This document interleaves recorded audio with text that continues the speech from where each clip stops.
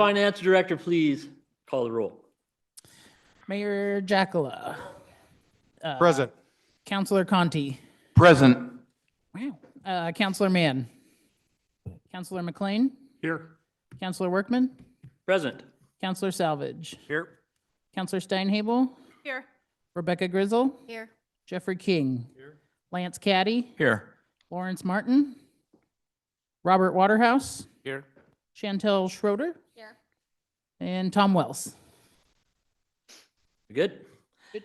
We need to get approval of the minutes for the following meetings: the 2015-416 Lebanon City and Urban Renewal Budget Committee meeting, the 2014 of April 30th, the same meeting, and 4/29/24, which fooled me because I thought those were meetings that I missed when I first read the packet, to be honest, but those are from last year. So we need approval for those meetings. Do I have a motion? And just for the record, that's 2025 and 2024.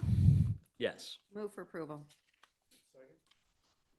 All in favor? Aye. Aye. Opposed?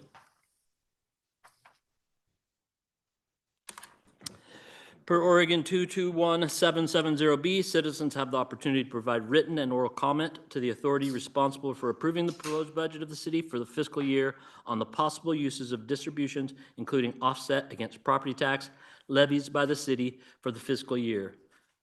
The public hearing regarding this issue is open at 12:01 p.m. Will Director Flesch please provide a staff report? Thank you, Chairman. So the state shared revenues, we receive money from the state for the purpose, from state liquor taxes, state cigarette tax money. We do just some general revenue sharing money and then marijuana funds. All of that money is deposited into the general fund. Those funds then are used to cover expenditures within the general fund, primarily things like police expenditures. So you can take the state liquor taxes, and that helps with, police enforcement of traffic rules regarding drunk driving. Goes to cover municipal court expenses that adjudicate those items. Cigarette tax money also goes into the general fund, and then marijuana funds also for, prevention and kind of, what's the word I'm looking for? Following the rules. I lost my train of thought. Compliance, thank you, of marijuana laws within the state of Oregon. So that's really all that I have as far as a staff report, but certainly if there's any questions, we can answer those. Any questions from the council for those? The committees, excuse me? Comments? No?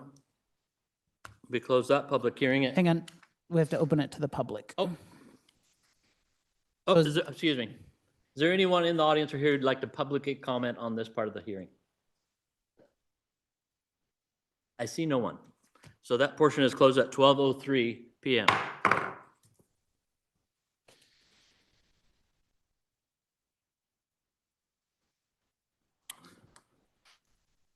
Public hearing regarding the fiscal year 2025-2026 proposed City of Lebanon budget is now open, also at 12:03 p.m. Is there anyone who'd like to comment on the proposed budget? The public hearing is, never mind, it's not closed yet. Anybody who wants to comment on the public budget before we start talking about it?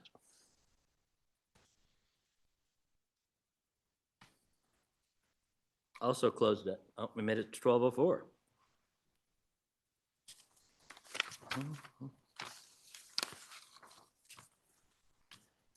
At this time, we need to adjourn as the City of Lebanon Public Budget Committee and convene as the Urban Renewal Agency Budget Committee. That's a mouthful. The proposed urban renewal budget public hearing regarding the fiscal year 25-26 proposed urban budget is now open at 12:04 p.m. Is there anyone in the audience who would like to comment on that, has any questions? Also, no.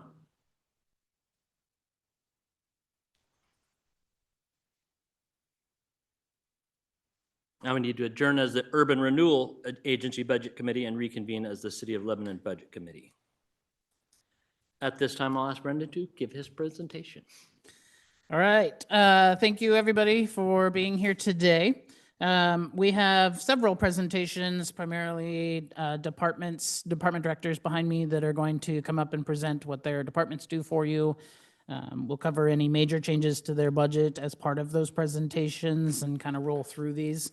That is your opportunity as we go through this to ask them any questions, to ask me any questions that you may have about the numbers, and we'll do our best to give you those answers.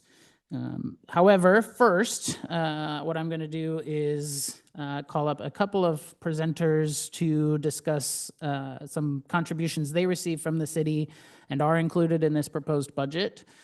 Both of these organizations receive funds out of the motel tax fund. So that is the transient lodging tax that is charged within city limits.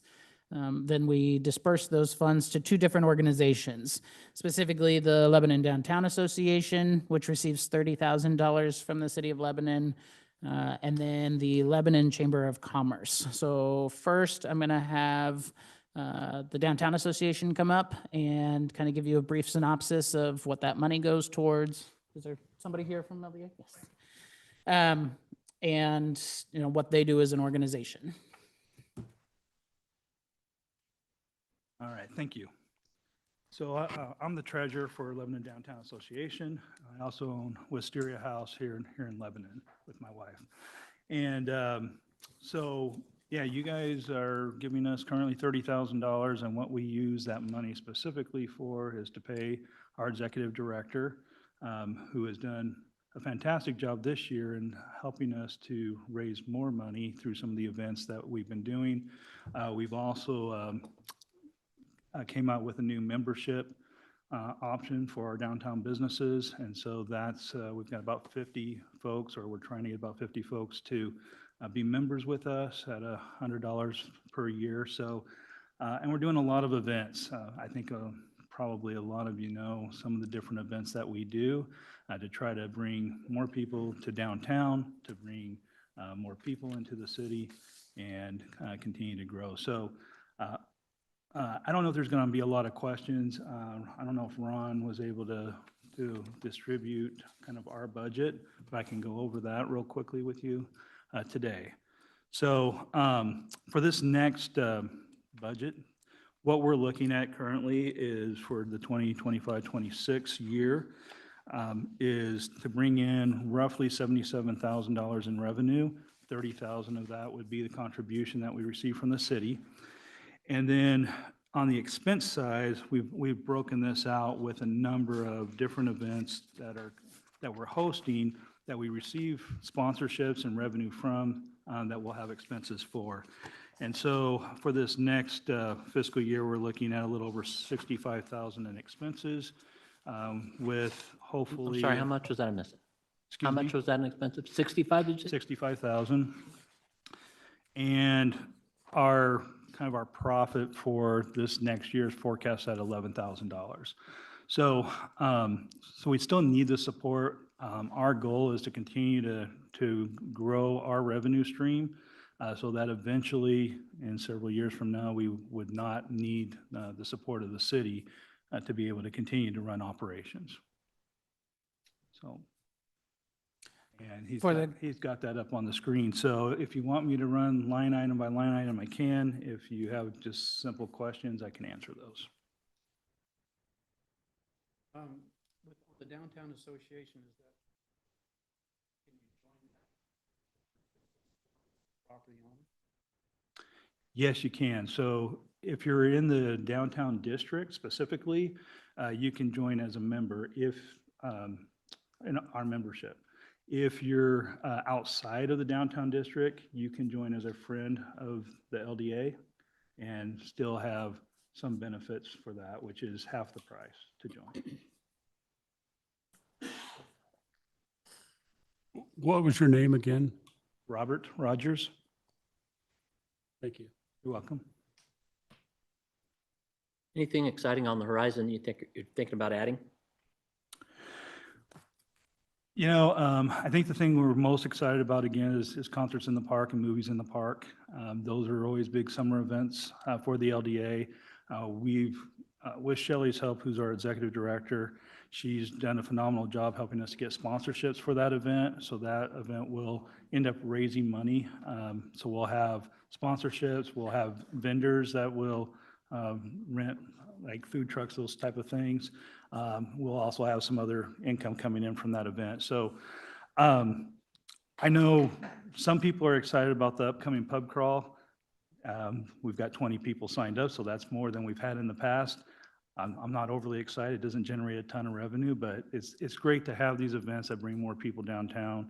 Obviously, we still do a lot of things around First Friday, trying to get people downtown to see the businesses late into the evening when maybe they can't go to a lot of the businesses that just aren't open late enough because they're working.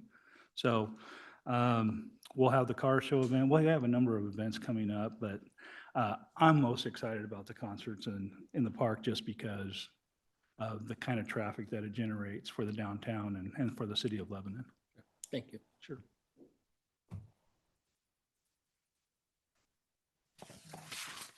Robert, just a question out of curiosity more than anything else. If you had a larger budget than 77,000, what would you guys do with it? I think that I think we do two things. The first thing is we would probably try to find ways to continue to invest more with the downtown businesses and helping support them. One of the things that we're doing is a workshop that's coming up for the downtown businesses that want to come to that. If they're a member, it's free. If they're a non-member, it's $20 to attend. So we've been looking at things that can actually help businesses just be better at operating their business, really marketing, doing some of those things. The other part is we would continue to try to attract more people from outside. I think we do more in marketing. Right now, we don't do a lot of marketing outside of Lebanon. So, if we can do more to kind of promote out to Albany, Corvallis, Eugene, bring more people in for our events, I would like to see more money towards that.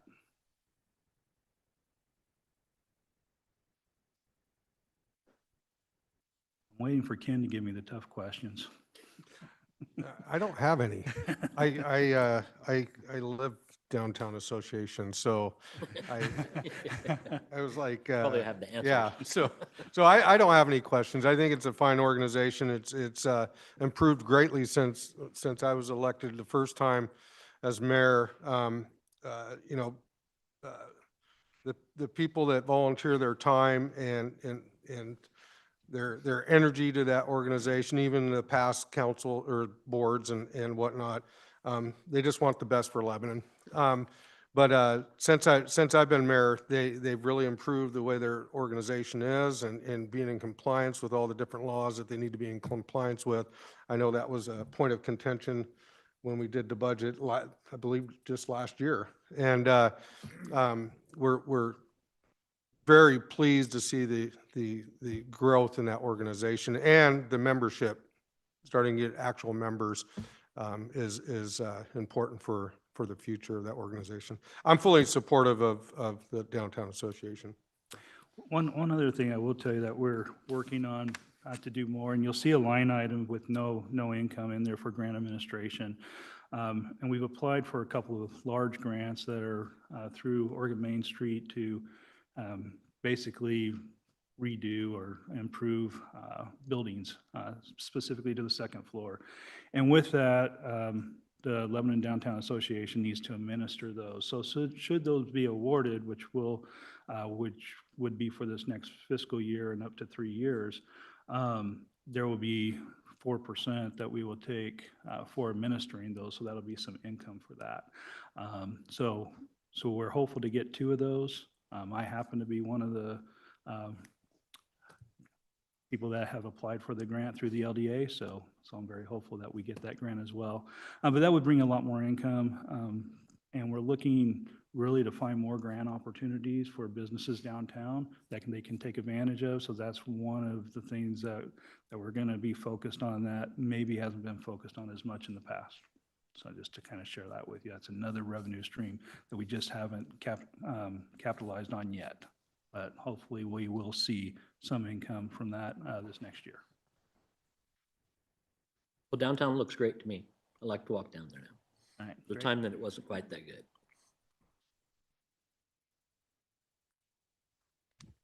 Does the committee have any other questions for the Lebanon Downtown Association? All right, thank you. Appreciate it. Appreciate your time.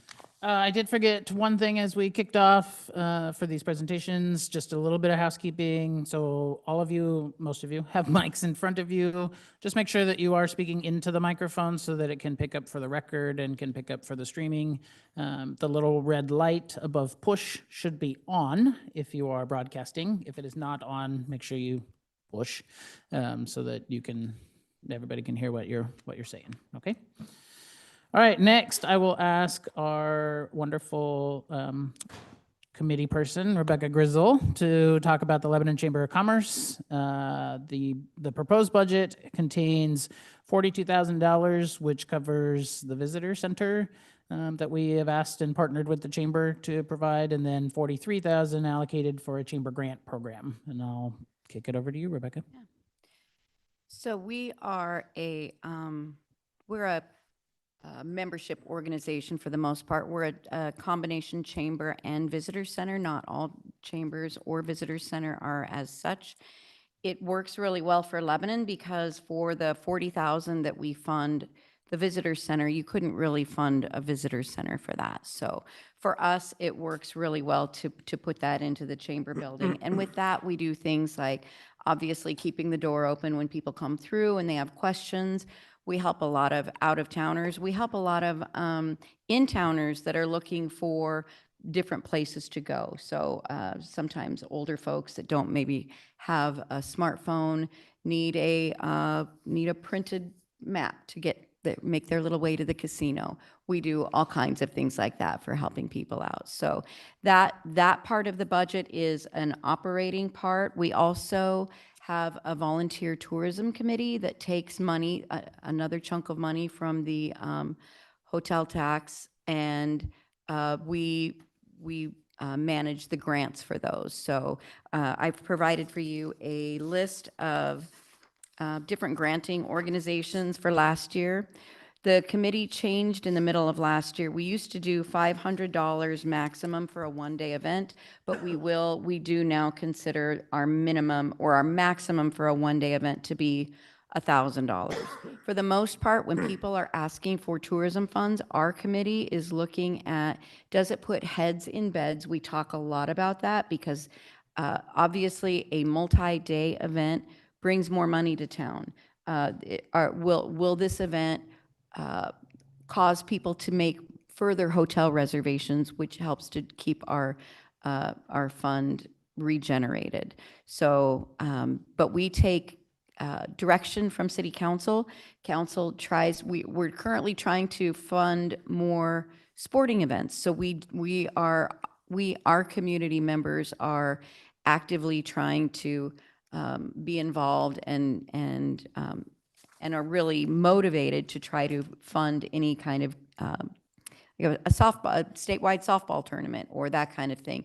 That is one of the things that the council has wanted to fund more of, but we're responding to grant applications. So there's that.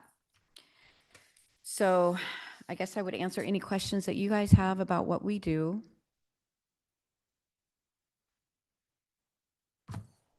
We did have the concern with BLT where they came to the council and asked for fee waivers for the parks, and we directed them through some conversation to you if they wanted to go to that. Has that happened? Has that ever happened before? Is there a precedent for that? I mean, BLT comes to us a couple times a year for grants, and we do provide them. If they needed it depends on what they're looking at. I mean,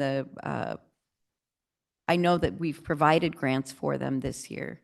Let's see what we provided Yeah, them. I thought maybe that was in here. It's just they came in front of us and were wanting to waive the fees to rent the park, Yeah. rent Cheetah Lake, and we said, hey, I think there's a mechanism in place. Go to the chamber and see if you can get a grant for that. Yeah. So which one you I don't recall if that's something that they specifically asked for this year. I didn't bring this year. I brought last year's. So it's possible. We're certainly very supportive of BLT in all of the ways. Our tourism committee is very supportive of the work that they do because we believe that having a good trail system helps to enhance and brings people to Lebanon. But I don't have any specifics on that. I guess I mostly want to make you aware that we kind of heard I them. knew you're- that. Okay. I do watch your meetings. Oh, no. Just to clarify that too, for that piece, we're talking events is what we are sending people to the chamber for certain events. Right. The capital request would still come through the city council. So if somebody came in and wanted to do something related to tourism that was capital related, whatever that may be, that would still come through the city council. We did grant, we did use some of that money, the tourism committee approved to put some bollards in front of the chamber. And I'm happy to tell you, we are 5 months without anybody coming through our building. Do we have to increase the bollard So, yeah, we're hoping to line hold item that. again? Should be a collective knocking on wood right now. You know, without those Given their bollards, history. that last hit in December, it would have shut us down again. That would have gone through, that guy didn't even put on his brakes. He would have gone through the first wall and I think probably also into Mary's office. So, we're very grateful and they will keep us open while we repair bollards instead of having to close down. And I'm not moving into Trey's office again. I will not do it. Rebecca, Yes. for a event next March, would you be accepting proposals now for Oh, that? well, and it does not have to be near we're a little easier than that, I would think. We try to make it really accessible. Right. But for an I'm just event trying in to March, November, December-ish, ideally. But Yeah, the Oregon Old Time Fiddlers Association had a great cool. event this year with the state fiddle contest, and they'll be doing it again next year. And I think it's a perfect opportunity for getting some grants, and because they bring people in from Washington, Idaho, yeah. California, Utah, from all over the place. they would eat that up all day long. Definitely get a hold of me anytime you have Can do that. questions about that.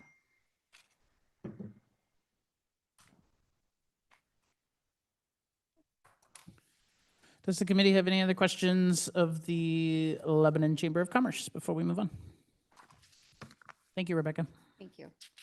All right, we will move through the agenda into our department director reports. So first on the list is City Manager Ron Whitlatch. Thank you, Brandon. So as Brandon alluded to, all the director team is here. They will give you a brief update or brief overview of what their departments do. Any big changes this year? I can state that there really are no big changes this year. Most of it's capital. There are no staffing changes to say of. So with that, I will start in on the city manager, give you an idea of what I do. I'm tasked with the day-to-day operations of the city and overseeing that. Those people back there do all the work. They just tell me what they do. Work closely with the director team to execute the policies of the council. We work with the council to meet those objectives.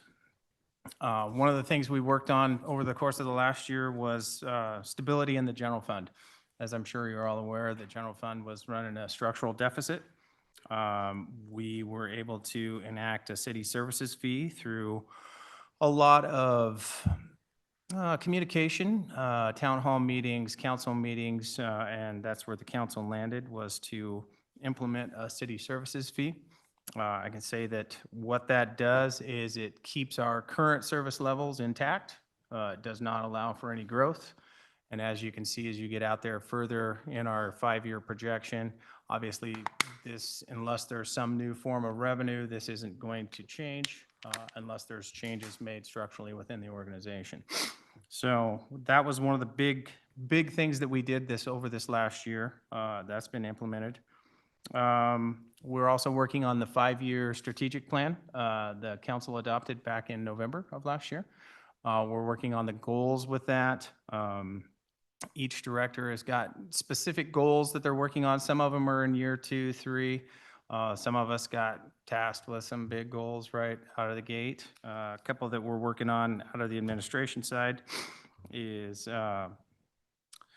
the communications committee. We're looking at ways to communicate with the public. What are the best ways to do that? Also looking at communications internally. What are the best ways to do that? How do we keep our staff informed, and how do we keep the public informed? We're also working on structural evaluation of the organization.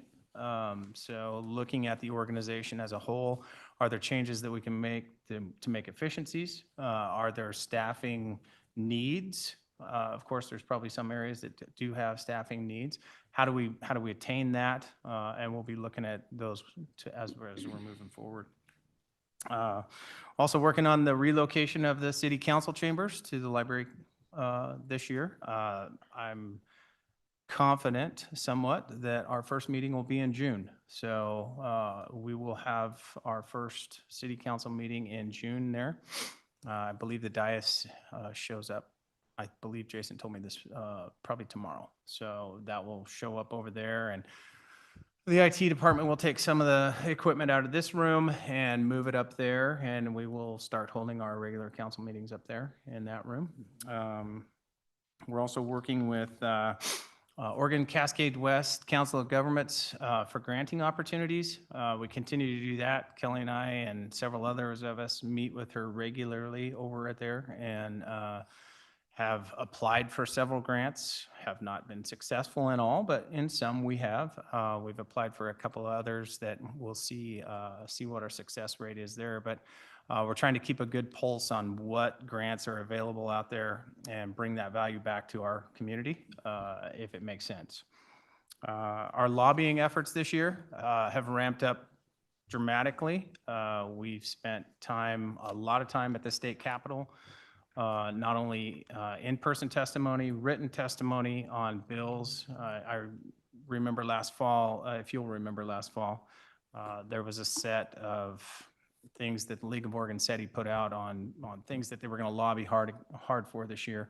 Of those, we took 5, and I don't remember off the top of my head exactly what all those were, but we've been monitoring all those bills this year, providing testimony, and meeting with different senators and representatives to try and make some policy change and at least have our voice heard. We've also done this this April, just a couple 3 weeks ago. Several of us went to Washington D.C., met with most of our congressional delegation and our 2 That's a daunting task. It was an interesting task. We've since had a lot of follow-up meetings and are scheduling more follow-up meetings with their field representatives. Primary focus of that was infrastructure funding, the drawdown, and policy, and how policy affects local communities. We're driven by policy that comes from the state, not necessarily at a city level. So all the stuff that we do on the utility side, financial side, is all driven by policy from the state. And so if we can have our voice heard in that, we're trying to make a difference there on that end.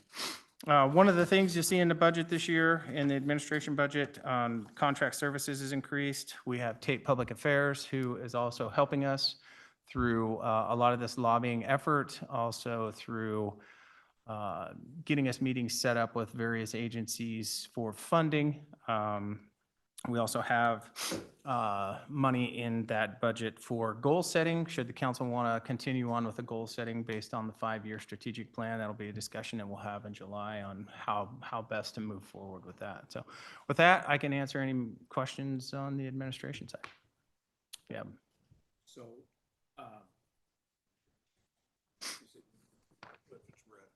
It's red light? Nope.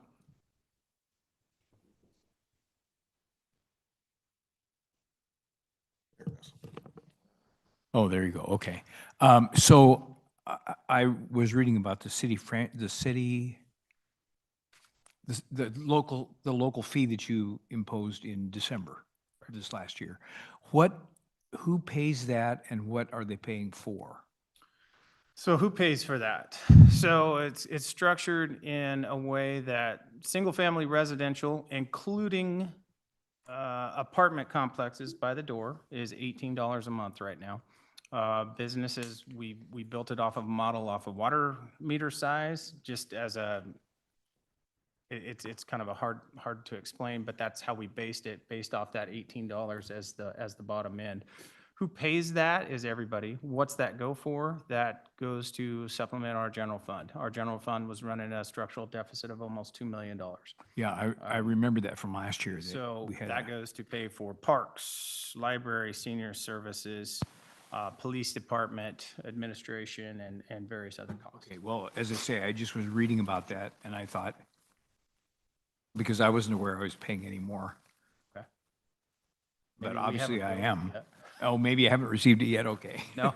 That's fine. Well, Well, everybody should have I just received a wanted to bill. know who's paying that and what it's paying for, what kinds of That's- services. It was spread out. The council, basically, we took the single-family homes, and we wanted to capture the apartment complexes as well, without just saying, hey, we're going to, base it off of their meter size, because there are individuals there, and we spend a lot of time providing police service at some locations. So it was $18 by the door as well for them. Okay, And I think one of the misconceptions of that, since it's on the water bill, is it was a water cost. Yeah. And it's not. It's a service fee that covers everything we can cover with it. okay, Not, so, it's not just, doesn't just service the water. okay, so it's rolled into the water provision fee then, okay. It just shows up on that utility bill. It does not, we do not intermix those at all. So what you get on your water bill directly goes to water. Whatever's stated for sanitary sewer goes for sanitary sewer. Right. And then the service fee goes directly to the general fund. Okay, We like to say that was the best delivery method. That was the existing delivery method that we had to get that out to various properties in city limits. And so it was, without creating a new structure or a new billing system, that was the easiest method to get that out there. okay.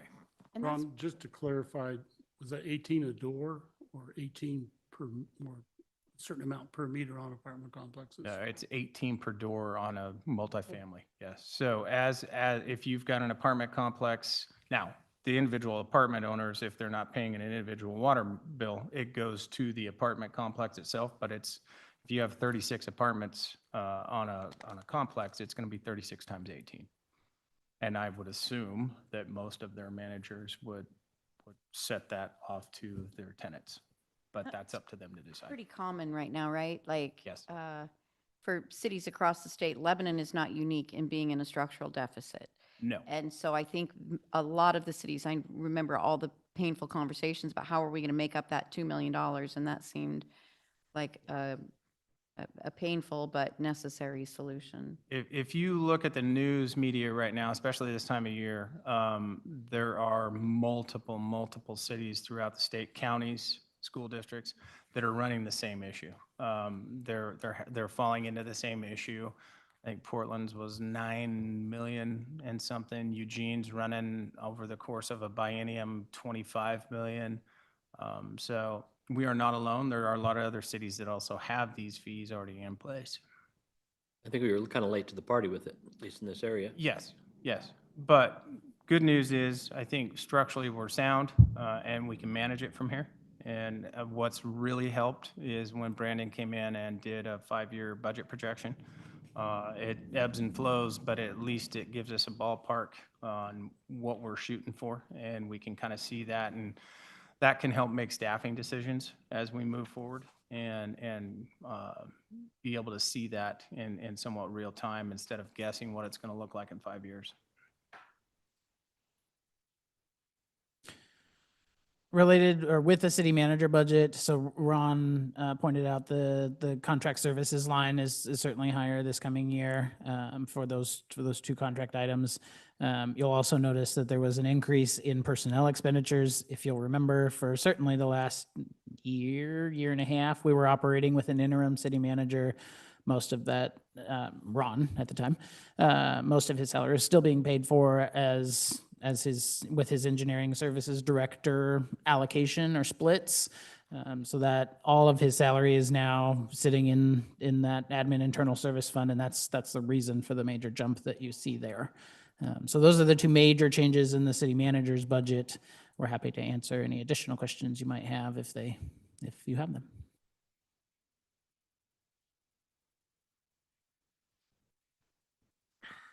All right. Thank you, Ron. Next up, we're going to do the city recorder and the mayor and city council budgets. These are combined because there is one department head responsible ultimately for these two budget items. But Julie Fisher, our city recorder, will walk you through those. Thank you. For those of you who don't know me, my name is Julie Fisher. I am the city recorder, and I have been with the city for 2 years now. I'm here today to talk to you about both the city recorder and the mayor and the city council funds. I'm going to focus mostly, though, on the city recorder and what our office does. At its core, the city recorder's office plays a key role in supporting the city council's legislative and policy-making functions. We ensure that your meetings are legally compliant, well-documented, and accessible to the public.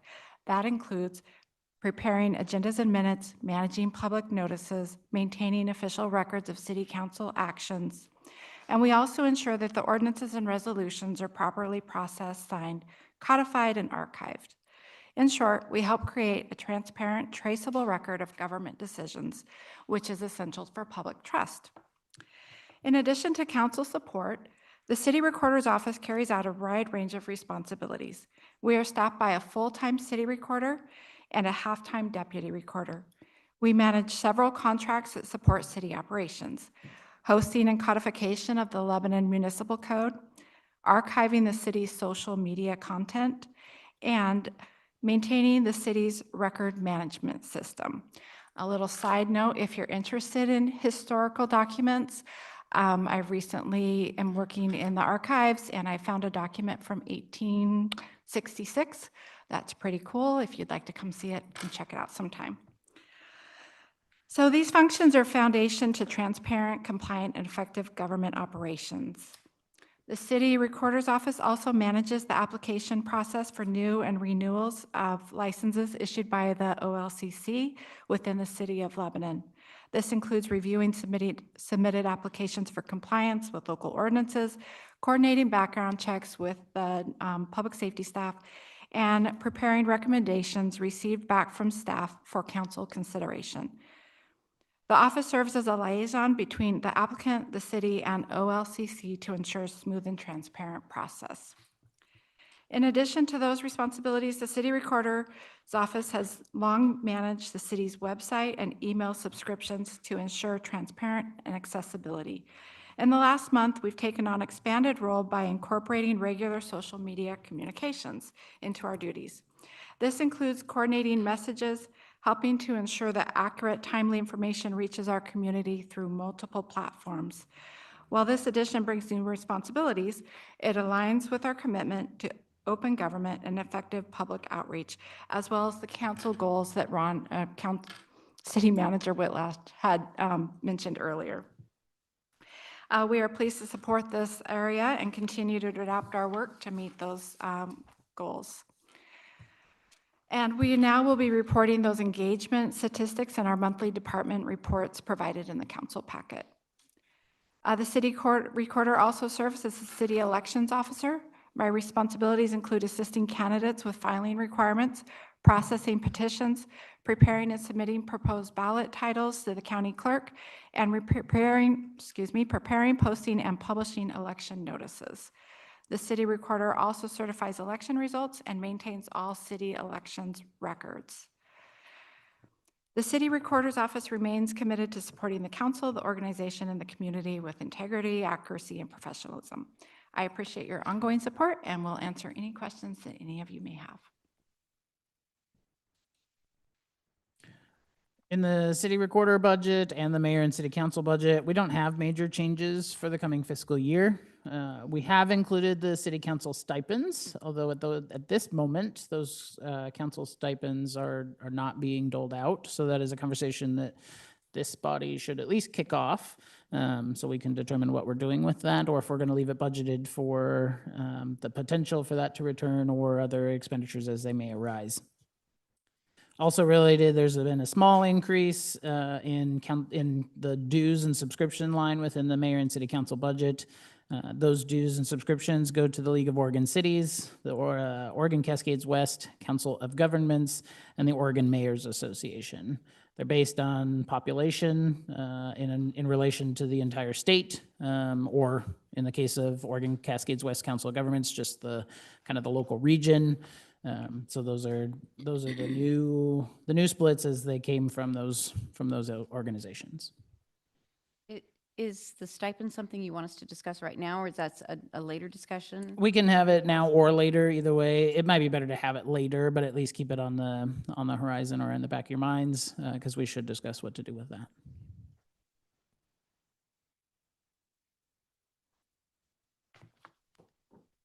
Other questions for the city recorder? All right, thank you, Julie. Next, we will talk about community development. This department covers building, planning, economic development. Am I missing something? Government affairs, whatever the city manager decides to kind of pawn Kelly's way. So with that, I'll hand this over to Kelly to present. Hello, all. For those that don't know me, my name is Kelly Hart. I'm the Community Development Director for the city. So as Brandon alluded to, we are the general development arm of the city. We cover the planning department, which makes sure that all of the proposed building that is proposed in the city is going in the right places. And then we also have the building arm that makes sure that all the building that is constructed in a manner that is safe for the community. And then the economic development to make sure that we have a thriving community and help businesses grow. And then kind of our new area, as Ron has already kind of discussed, our government affairs has really picked up. And I have been sort of the in-house staff that has helped that along the way over the last year.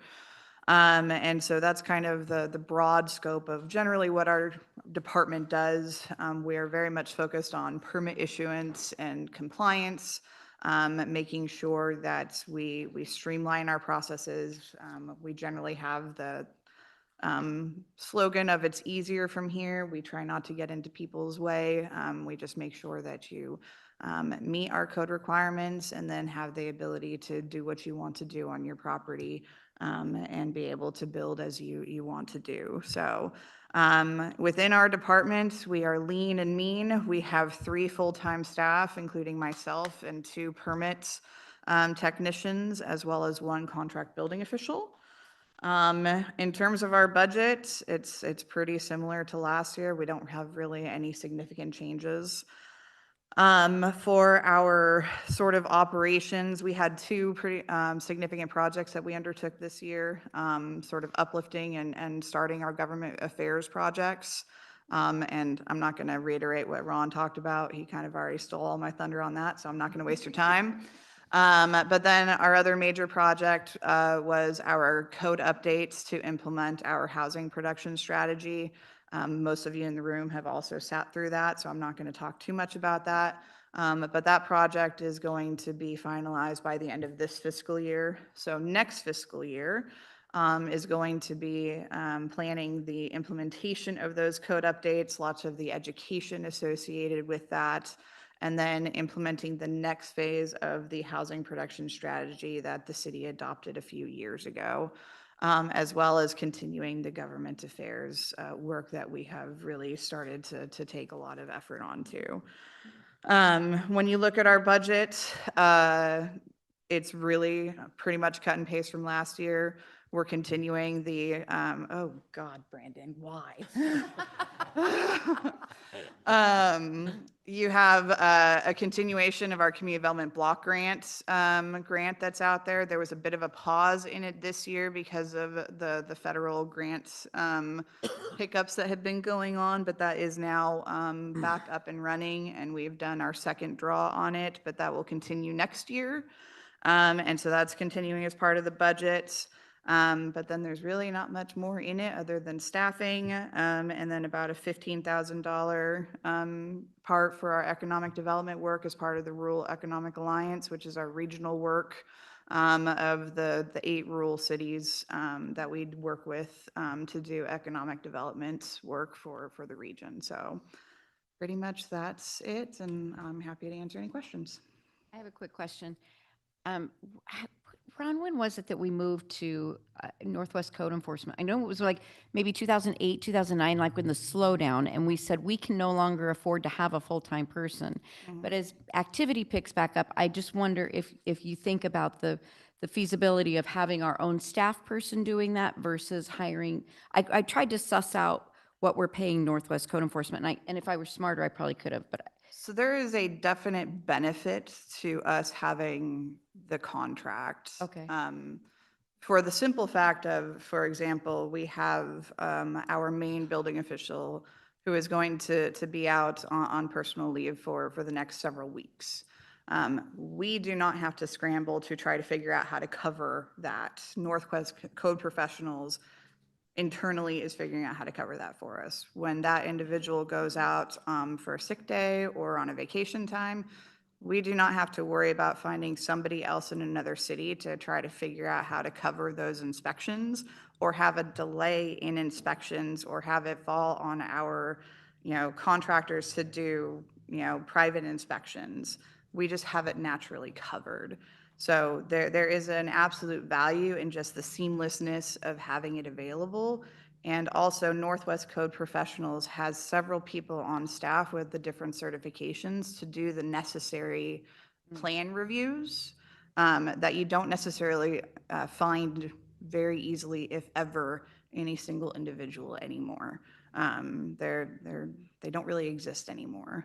So having a contract service is incredibly valuable. if you're happy with that, then I'm happy with that. I didn't know if that's just, that we just changed that, so I didn't know what the So- financial impact was. So the biggest thing that I see, well, for one, our building official we have now is probably one of the most qualified in the state. So he's phenomenal at what he's got all the certifications. Two, we only pay for the hours needed.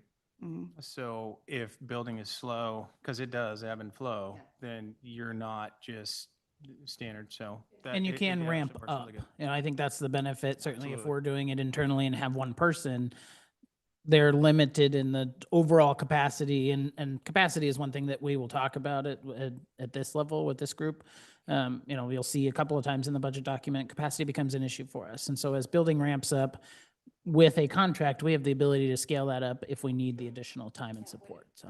Imagine by the time the medical college starts to really ramp things up, it's going to be busy in your office. You're going to be very busy. Yes. So anyway, I'm She's happy. very busy anyways. Thanks, Brandon. Thanks. A couple of items for community development as far as numbers are concerned. So we did shift some of the FTEs around. So community development is one of those departments that kind of has money in lots of different funds. We have money spread across the general fund, both of the utility funds, and that's because the building division, there's certainly aspects in which they contribute to the utility system overall. So there's a portion of each of the staff members in that office that is pulled from utilities, and then the building fund. So they're kind of spread all over the place. So we've shifted around some of those FTEs based on workload and who is doing what in the office. And then specifically the community development director, we've moved 10% of her salary over to the motel tax fund for the economic development work that she does. That is a significant change. We haven't had much out of the motel tax fund in the past. So we're giving that a go this year as part of this proposed budget, should you approve it, I guess. So I have a question also. So, and I don't know if this is the appropriate time to ask this question, but last year we talked about how Comp Northwest, the medical school, was planning on moving to their new location, and I haven't seen anything happen. Is there something happening there, or? They have not submitted any plans to the city in terms of permits. Oh, okay. We know that they are working on access to the site with the railroad for access through Grant Street. And so they are still working on their internal processes and moving forward. We do know that the project is still intended to move forward, but they haven't moved forward with the city specifically on their I just their wondered permits. if they'd abandoned that plan, or? It's not an abandoned plan. I can add a little clarity to it. The biggest challenge right now is gaining that other access from Grant Street. Oh, And going through that process, the actual bridge structure that they need to, in place in there, needs to go through the approval process of Union Pacific and a lot of other entities. That, you think government moves slow? Wait until you get to Omaha and deal with them. But no, they're in the process. Actually, I think there's a meeting set up this week to have an in-person at the site to discuss moving forward, because Okay. most of the stuff has been approved. They're just waiting on final approvals. Okay. I have a question for you, Kelly. So you already mentioned the community block grant, and I already asked this question to Brandon, he answered it, but I thought for the group, there's a line item under your budget, contract services, where it jumps from 0 to 300,000 back to 49,000 next year. Could you explain that? Just because if someone was going through this, it might stand out to somebody. Maybe. So that line item, so each year that we do get that community development block grant, Lebanon is known as the fiscal agent. We then essentially farm that work out to, it's Dev Dev Northwest, Northwest. out of Corvallis, I Yes. think. Anyways, a third party to handle kind of the operations of that grant.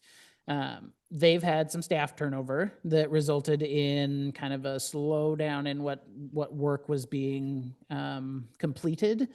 And so then we weren't requesting money for that grant in that moment. So this fiscal year, I think the projected dollars to be spent is something in the $40,000 range. Then we have budgeted the remainder of that 300,000 next year as that work has started to pick back up. And in fact, Kelly received word this morning of a grant distribution for that because things are finally starting to roll again. So that's the reason for kind of the drop in this current fiscal year, and we'll pick back up next year and finish off that grant. Whether we receive that grant in the future is to be seen, and whether we act as the fiscal agent is certainly a question mark as well. I think they try to share the wealth and where that grant goes, but. Yeah, and it's important to note that that grant is dollars in, dollars out. There's no actual impact to the city other than frankly Brandon and I's time to be the fiscal agent. And so it really is just how much the grant is expended at the time of the budget. Right. Yeah, I just wanted to clarify that it's not money we're bringing in, it's not money we're spending, it's just passing through. It's just pass through. Pass through. Yeah. Any other questions for community development and Director Hart? Thank you, Kelly. Thanks, Kelly. Moving along, we will move to engineering, and since he has not found his replacement yet, Ron gets to present engineering. Thank you, Brandon. So with the replacement, we've had a recruitment out for 5 months. Unfortunately, we have not found any qualified applicants for that, which is pretty standard in the industry right now. So what I'm probably going to end up doing for this next fiscal year is just retaining the city engineer title and continue with the path that we're on right now. We've got our assistant city engineer who's taken over all of the capital projects. And with my help, Public Works Director is probably taking a bigger role in our bigger projects, well, like the park project and wastewater, to where our office will focus mostly on the smaller scale projects. When I mean smaller, probably in the $5 to $6 million range. So with that, I'm probably going to retain that title for now. Right now it's working. We're able to still get things done, and I haven't pulled all my hair out yet. So you can see we have 6 total FTE. That does include me. We have 4 primarily that are attached to the capital side. Well, I'd say now it's probably like 3 1/4. And then we've got 2 folks that are attached primarily to the development and general engineering side. General engineering, their responsibilities include, private development drawing review, inspection. They're doing traffic studies. They're doing all the permitting, also working through any environmental stuff that we have too. So we run pretty lean there in that department. Those FTE are funded through water, drainage, sanitary, sewer, streets, and the development fund. Some of the highlights you'll see in the operations section, it always looks big. Like for instance, in the water fund, we have $650,000 attached to the water fund for legal services that are associated with the drawdown. We've got another $100,000 for potentially filling in the skip pond up off of Industrial Way. Don't know if we'll use all that, but we just budgeted money for that. Wastewater fund, same concept. $350,000 is attached to the sanitary sewer lateral replacement program. It's not really a capital, it's more of a replacement, so you see it there. We also have $200,000 budgeted for wastewater treatment plant consultant services. That could include, well, we need to wrap up the master plan, which we're still waiting on Department of Environmental Quality to get us a preliminary permit, which was supposed to be here in March, so maybe we'll see it next March. We don't know. Ron, I'm so sorry. Yes. You said lateral replacement. Yes, ma'am. How much is in that? 350,000. Oh, I'm so glad we're doing that. Thank you. Yes. And it's a very popular program, I should say. Right now, a typical lateral for a homeowner to replace, this is only single-family residence, no commercial.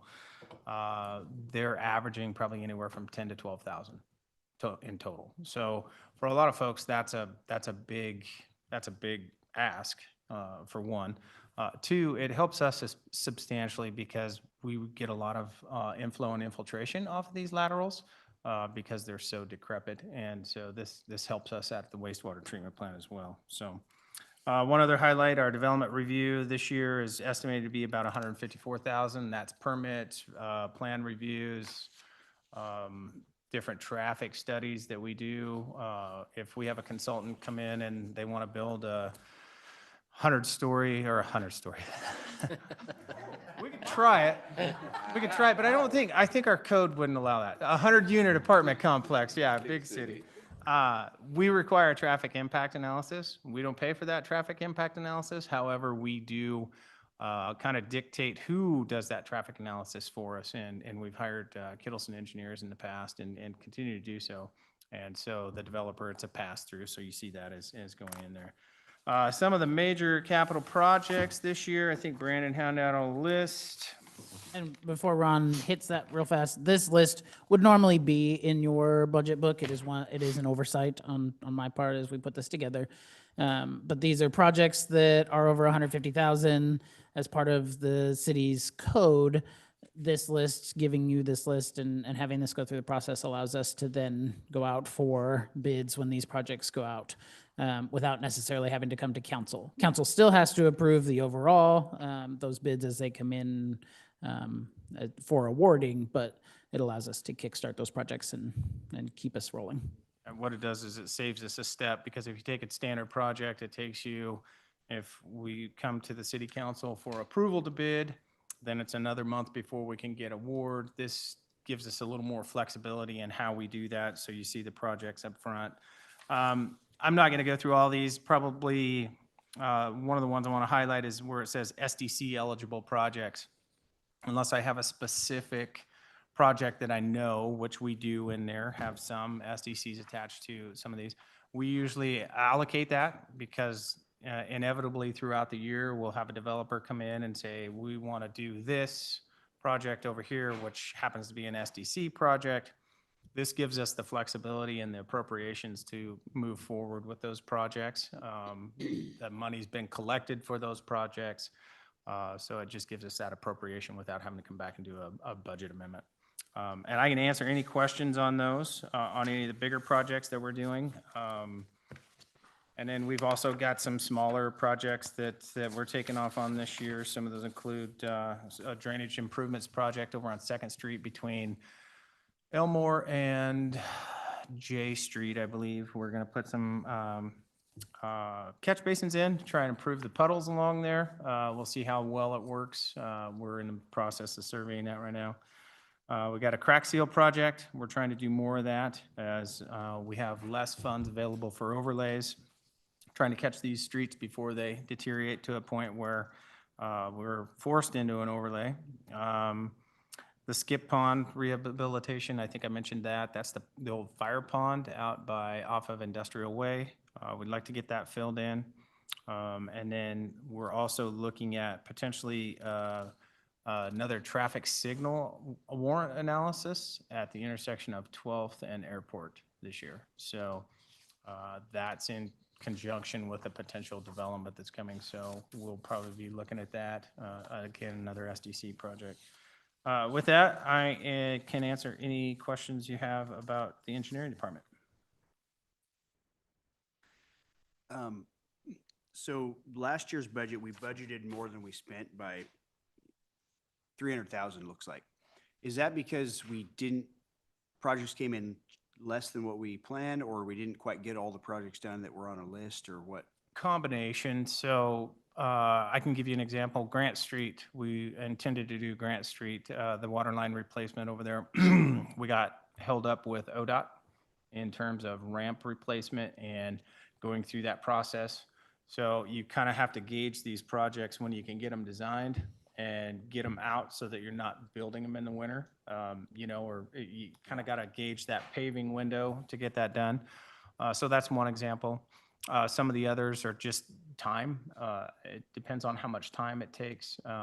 Again, we have very few of our staff, and I try to use our staff primarily for inspections at this point, and we contract out, I would say, at least 90% of our design right now. It's extremely way more efficient for us. We don't do it enough. So we're kind of at the mercy of consultants as they go as well. So, and then just pushing that much money through. So the nice thing about that is we're trying to pick the highest priority stuff. We also had some stuff last year that came in and was not even on the radar, but turned into a priority. So you have to pull staff off of that. I've pulled one of our staff completely off just to manage the Ziply contract and just to be an inspector with them. I mean, he's doing a few other things, but that has been a full-time gig. So, Well, does that give us more funds to get stuff done this year then? yeah, I mean, we're going to be fine on what we have. I think the biggest issue we have is probably we've got plenty of funds to get this stuff done. It's the time. Right. And that's an aggressive, if you look at that, that's very aggressive. Some of this stuff will be done next year, but we budget for it and we try and keep a fast pace, but other things come up throughout the year that you've got to switch gears on and be able to be flexible to. Thank you. Uh-huh.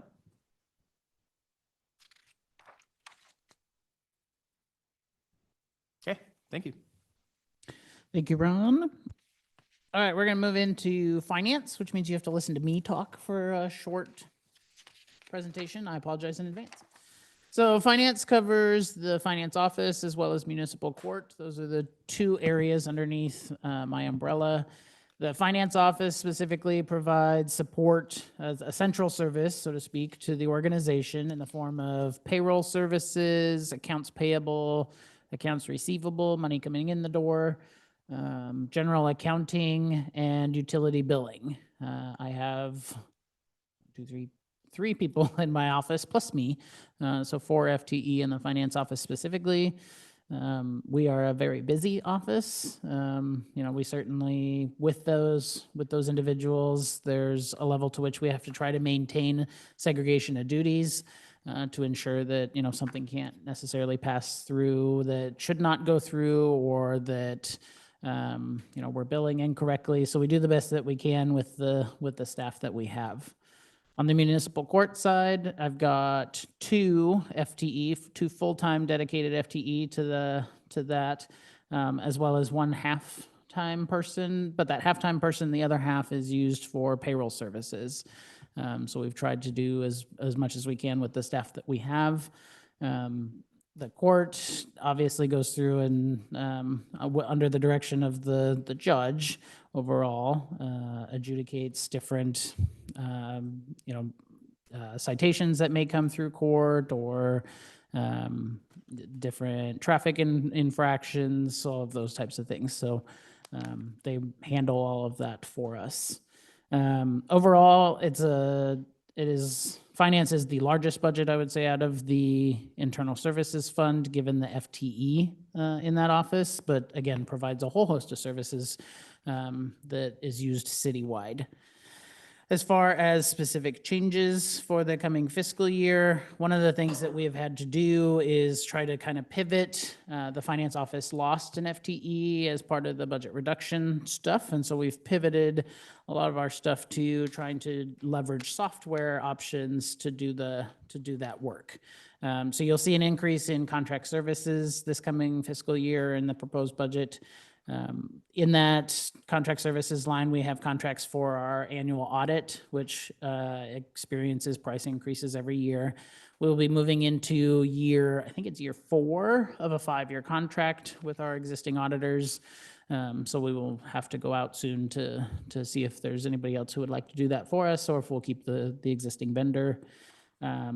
Budget development was moved to a system called ClearGov. Kind of last year was the first year, and we really ramped it up this year with all the departments putting their budgets straight into there. A lot of that helps minimize the Excel worksheets, keeps everything logged as far as a historical tracking, allows us to do line item budgeting. So like in my budget, for example, we break out all the specific contracts so you can see what goes into those. All that data exists, should somebody like to see that.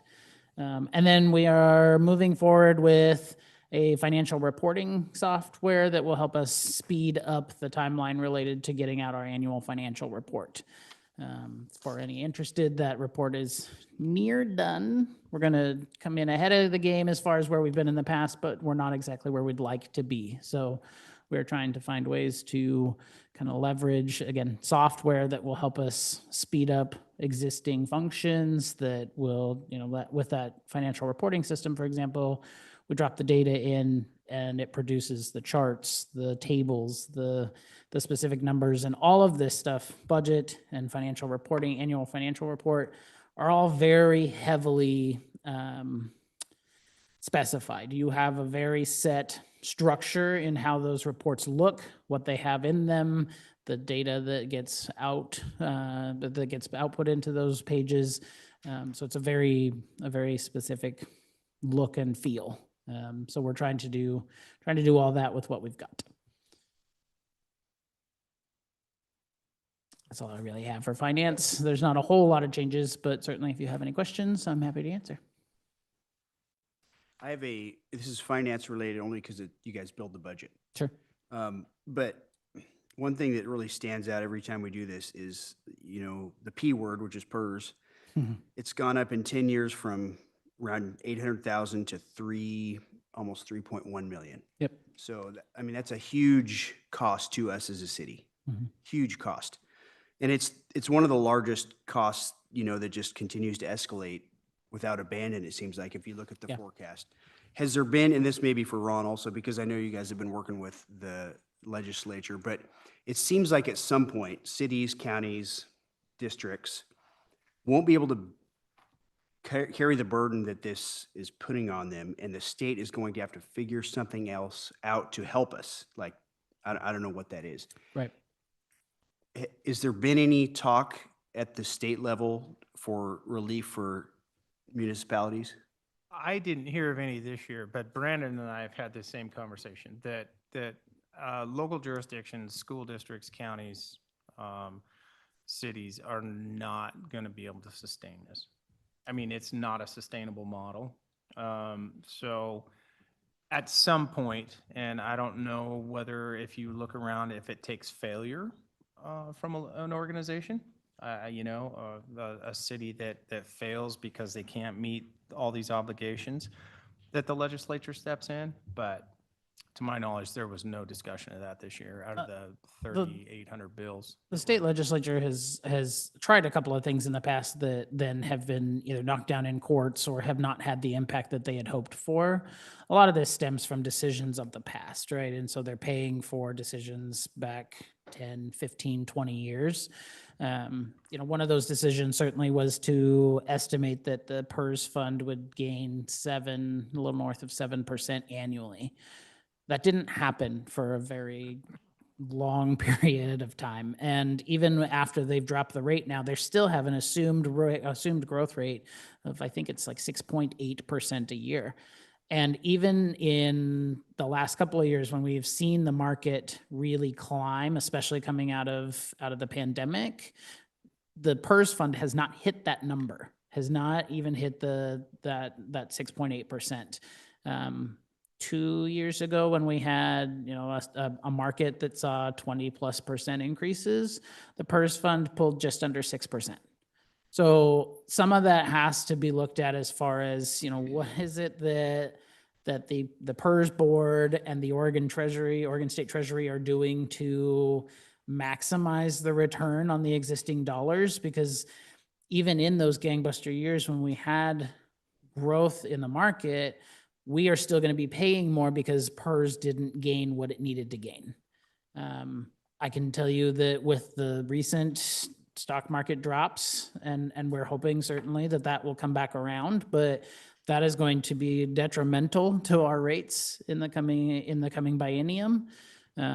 This year we saw an average of about 17% across our rate structure increase in what our contribution is.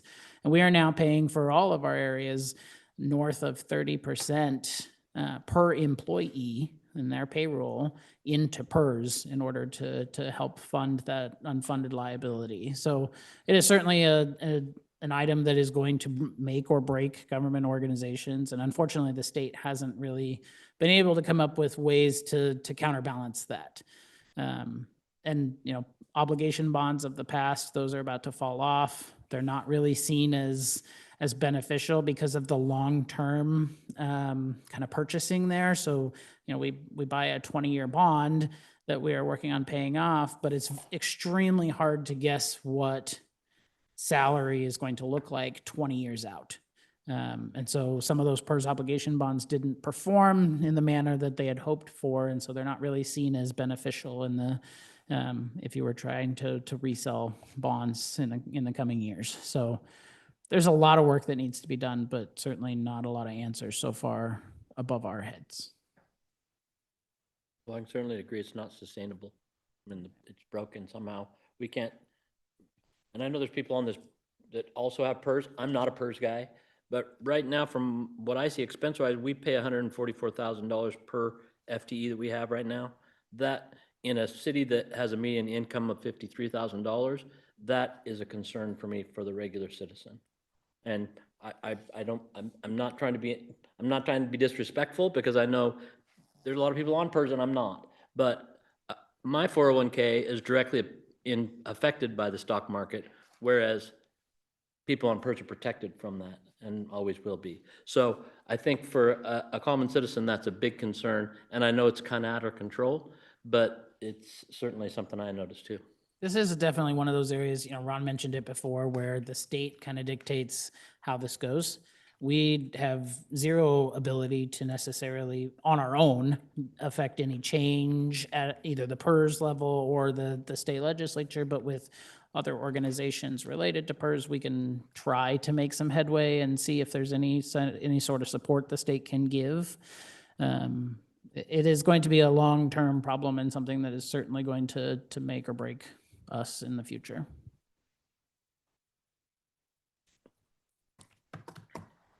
Other questions for finance or municipal court? Well, I'll just editorialize again in the vein of what's happened, and without trying to be judgmental. But I know that from personal experience that defined benefit plans were outlined for private individuals in the mid-'80s, because I had one. Mhm. And actuarially, my accountant looked at it and said, you've got to donate so much money to this that you won't pay any taxes at all. And it's interesting that governments are the only outfit now that can run defined benefit plans. The rest of us just have defined contribution plans. And one of the things I meant to include earlier too is we don't have the ability to get out of PERS, right? There are very few organizations in the state of Oregon that are government entities that bailed out of PERS in the 90s. We did not. And so us and other neighboring jurisdictions, they're stuck. And don't have that option to switch to a defined contribution plan or something to kind of help stave off some of the long-term effects of this. So, yeah. I may. Mhm.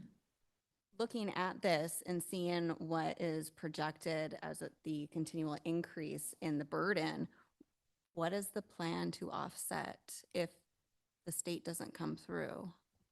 It's going to have to be a combination of expenditure reductions and or potential new revenue streams. The city continually looks for other opportunities that it might be able to bring in additional revenue that is not on the taxpayer dime or on their backs. We have certainly gone through and done some initial assessments that led to $1.2 million in overall reductions, which resulted in a loss of about 10 full-time positions. That is something that we'll have to continue that conversation. I know part of the strategic plan for the organization has somebody coming in and doing kind of an organizational assessment, making sure that what we have established as far as staffing and structure fits the needs of the organization, or is there a way we could be doing something different that may help as far as the expenditures are concerned? But it is a long-term concern that both staff and the city council and the community is going to have to kind of contend with, and we're going to have to find other options to mitigate. So is there any current ideas being considered into gaining more revenue? For example, what we discussed as, all of this building and infrastructure and multifamily dwellings coming in, it's added people, added stress to our services, added stress to our infrastructure. Is there consideration of adding a fee to a per door development? I would probably have to punt to Ron just from Yeah, the, so we charge an SDC right now, right? So if you come in and you build, you get charged parks, water, storm, streets, all those things. I think it would be a stretch to try and, for one, I'm not sure of the legalities of it, if we could actually do that. Two, I think it'd be a stretch to try and pin that off onto development. As the city grows, we increase tax revenue, right? So it's not a one-for-one by any means, but we're constantly looking for ways to do that. But stifling growth has its own downfalls. So if we arbitrarily assign a value of, I don't know, whatever it is per door because you moved here after 2025, I'm not sure that we want to go down that road. And SDCs have to go through you have to really, isn't there a state procedure? And we've gone through it a few times, trying to make sure our SDCs are fair and right, and Yes. and they have to be within, there's a lot of laws on that. It's We all Oregon. clear what an SDC is? Yeah, so a Just- system development charge. So right now, for a single-family home, it's about $20,000. Right. I'm more speaking to the multifamily dwellings being stuffed into our city. Yeah, so that again, that would be a really hard thing to come by. And I'm not even sure of the legalities of it. there are things, and there's a question, there's a section in the presentation where we'll kind of cover some questions that have been asked so far related to the budget from you all. And one of them was around, there are some service providers that don't currently pay franchise fees, for example. So we are working on, is there a different method that we can use to essentially have the same result, or something in that ballpark. So we are actively trying to find, I guess, new ways to do business or new ways to ensure that everybody, developers, service providers, residents are paying, a fair share and not one overburdening another within our organization. So, that's certainly something that can be looked at. I don't think we've started that necessarily, but there are other things that are going through kind of the process to see, are there ways that we can cut costs, right? So the city council has had conversations about, whether solar is an option for us, and putting up a solar grid somewhere that would help offset the electrical costs that we pay. What was that, $750,000 or more a year in electrical costs? Or are there ways that we can put that off to kind of help save some money in all of our funds, utility funds and the general fund? So that's being investigated. The franchise revenue, is there a different way that we can do some of that? So we're trying to come up with new ways to do things, and that certainly would be one of them that we could investigate further in the future. It's the same way with our policy discussions with state and federal legislators.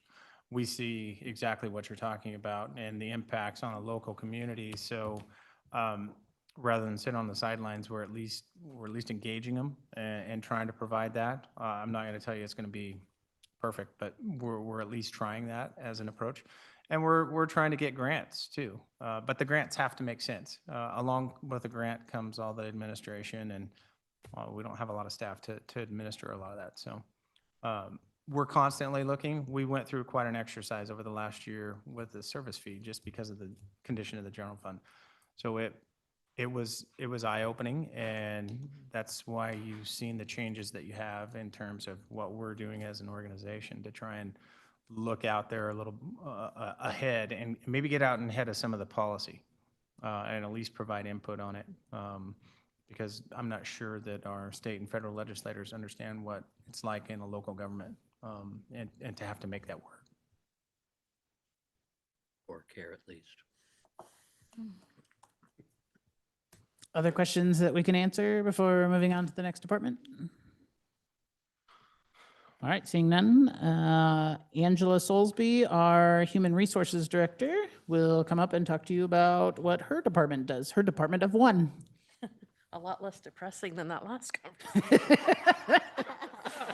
I just helped. Thank you. We'll be the judge of that. Right, there you go.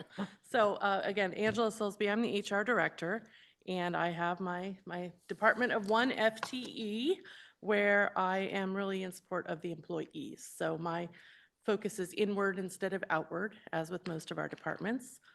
And in human resources, if you're not familiar, I say we a lot. So it's the royal we when I say we, because it's really me, but manage the recruitment and hiring process. We do have an applicant tracking system, which is going to be huge going forward because now we can present some metrics. Just a couple of general ones. I don't want to spoil it for my presentation to council, but we've had about 18 job postings over the last year and 642 applicants. So we get a lot of people that want to come and work for us. That's a lot of work to go through for both in HR and the departments to manage all of those applications, go through the interview process, then the hiring process, then the onboarding process, the training process. So all of that kind of falls under talent management umbrella. Then we go into compensation and benefits. So as part of the work in HR, we administer all of the benefit programs for the city. We do have a third-party contractor that manages that for us, but there's a lot of in-between that we have to go through, and that helps with new hires when they enroll in benefits, any life changes, folks having children, so on and so forth. We also are in charge of the compensation analysis. So when we review things for COLA each year, I'm also looking at our positions. Where are they within the market of our comparators? And are we staying within market with our positions to make sure we're competitive enough that people do want to come and work for us? I work closely with Brandon to administer payroll. There's a lot of things that cross over between payroll and HR, so we work a lot on making sure everyone's pay is accurate. Also work in the arena of employee relations. So on my materials and services, you'll see my office supplies are about 500. It's mostly Kleenex. There's a lot of crying in my office. A lot from me, but some employees. So I definitely meet with employees, talk through any issues that they might be having, try and work through some mediation if that's an issue, and try to contribute to a positive overall culture for the city. Also work through legal and regulatory compliance. There are a lot of postings that have to go up and change. There are a lot of labor laws, a lot of things that come through the Ninth District Court, which is our district. Record keeping, legal advice, so a lot of things that fall under regulatory compliance. We also do the training and development for our employees. And again, not to wreck it for City Council, but we did approximately 3,000 trainings completed in the last year. We do at least 2 trainings per month per employee, so we try and push those out as much as possible. And then there are additional trainings that happen within the department. So our employees, we're trying to keep them current and safe in their jobs. And then finally, the labor relations. So as part of HR's job, we manage our contracts, our collective bargaining agreements, resolve or assist in resolving grievances that might occur in the course of duties, and we ensure compliance with the NLRB, the National Labor Relations Board. So that's what I do every day, and although I would love to have an additional FTE, I know our budget cannot support it. So some of the challenges that I do face have to do around constraints. There are a lot of HR strategies that could be or should be initiated, but often get put on the back burner. A couple of those have to do with, one example is developing our new performance evaluation to make it a little easier and less cumbersome to complete, and that project has just been pushed and pushed and pushed. Hopefully we'll get to it, but it takes quite a bit of focus and time for that. Plus you have to coordinate with the unions to make sure that they're in agreement with any changes. We do have a document management system that we have available to use that can have all of the employees' personnel records in it. So when they log into the employee portal, if they need to have a file or a copy of something in their file, they could get it themselves. That's been put on hold for a little bit because, again, that takes a lot of time and effort to learn that system and then train on that system. And then we also have access to a training platform. Right now, we use CIS, City County Insurance Services, to manage all of our training modules, but we do have that ability in our HRIS system and trainings there, but that's a huge shift to move all of our trainings from one system to another. So that's another project that is a little bit slow on the go just because there isn't a lot of time for that. So with that, I will say that days in HR are consumed with a lot of operational tasks and a little slow on the strategy, but we're hanging in there and hopefully supporting our employees. And I'm happy to answer any questions. For dollar figures, there are no major changes in the operational expenditures for the Human Resources Department. And as we noted, she's doing it all with one FTE. So all of our staff, certainly we owe a debt of gratitude to you for the work that they do. We are certainly a leaner organization than certainly those around us or of similar size. And we appreciate every day the work and the challenges that all of our employees face. So. Yeah, I have a question. Do you do compensation surveys comparative to the rest of the state, other municipalities, or is that in Brandon's office? That's in my office, and we do have a list of comparables that we have agreed upon with the unions. They vary slightly between our two different unions, and we use those to compare our jobs and duties and salaries against so that we can make sure that we're staying within, in general, a plus or 5% of the mean across those organizations. Okay, thank you. Angela, how much has PLO affected you guys? How much time have you had to dedicate to making sure that works out? Not as much because it is all handled through the state. So on our end, what we have to manage is making sure that employees have the ability to record the time on their time cards associated with paid leave, which can be a little challenging because all we get from the state is just a notice that says this employee's been approved from this date to this date, but we don't have any ability to know, is that leave also covered under any other leave laws, such as family medical leave, so the federal, or is it covered under OFLA? So there's not a lot of coordination, and I think that that's been pushed forward from a lot of organizations to the state, and I know they're working on getting us a little more information.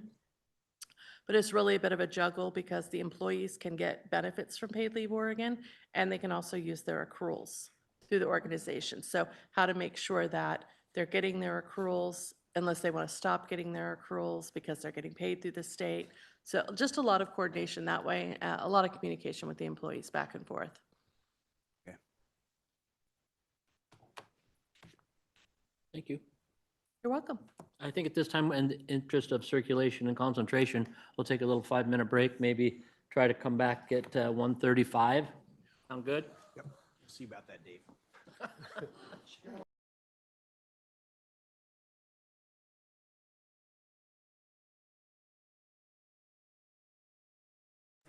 Gavel or I don't gavel, I don't know. 4. Head almost flew I off. know the feeling. We're not out of here in a good time. So Okay. Third one, so. least it's not 10, we can all still hear now. I broke it. Yeah.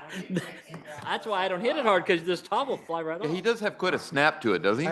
I can't do anything right. I say it all the time. I feel like I'm at. Okay, thank you. We're just waiting on one. Okay. I don't think I have to. We got rate one it. missing. I think he went to the bathroom. You're gonna end up with the gavel.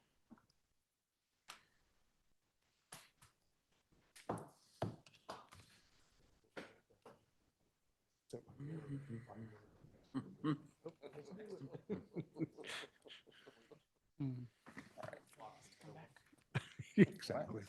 Oh, Lance, okay. Sounds good.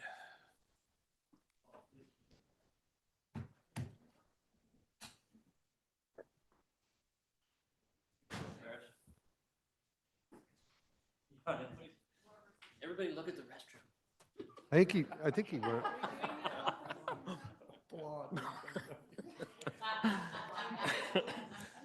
Sorry, that wasn't very classy. You're normally so. I know, it's my middle name. You could probably. I'll find it Sharp? again. Let's kick it in. Opiate settlement? Go ahead, Brent. We ready? I think so. Okay, all right. Thank you, Dave. I'm Brent Hurst, IT Director here at the city. There is 6 staff in my department as far as people. One of our staff members works 4 days a week. Our goal is really to support the city's strategic plan, to protect the city data and the systems, and we just work to create efficiencies for staff. Every year, there's more technology in our lives, and that includes the city facilities as well. I updated council in March with a pretty decent overview of the last year for the department, so I'll kind of summarize that very briefly here. One of the things that we have been working on that Ron referenced was the council chamber move over to the library. That's been a lot of involvement with Public Works, with the library, and with my staff. And that, as Ron referenced, should be completed this month. We're really looking forward to that. There's a lot of routine work at this point, just patching, upgrading, and just responding to user requests to keep everything safe and updated so everybody can work. When the computers go down or the phones go down, it is kind of a stop of operations for the most part. Mapping is still critical to the city for, planning and billing and maintenance of all of our infrastructure. And so our coordinator works to keep that going. Audio and video in general are becoming more, it seems like we rely on cameras and this remote stuff a little bit more every year.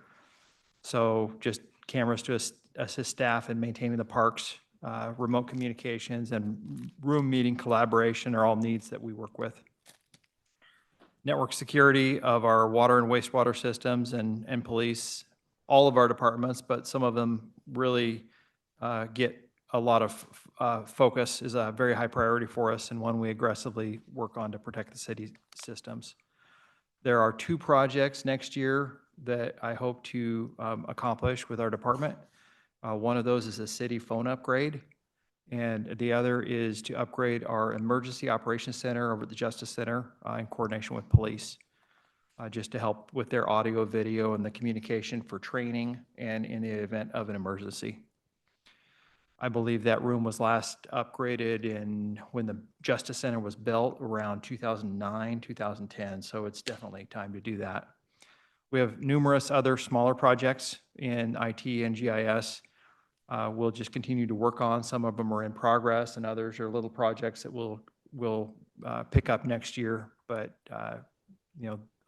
they're of lesser consequence and more internal. We're very much an inward-facing department. I can answer any questions you would have, and Brandon can address our budget. Our budget is pretty much a continuation of last year. It is, and in fact, you see a decrease in this overall budget as far as expenditures are concerned. Part of that was the last of the American Rescue Plan Act funds that the city received went towards a build out of the new council chambers. So that was certainly dollars in from the feds and dollars out for that expenditure.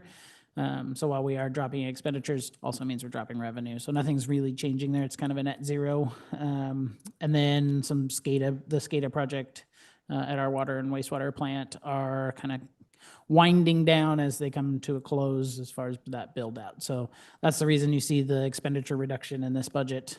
Otherwise, it's status quo, business as usual. Thank you. Thank you, Dave. All right, next, I will ask Kendra Antilla, our library director, to come up and do her presentation.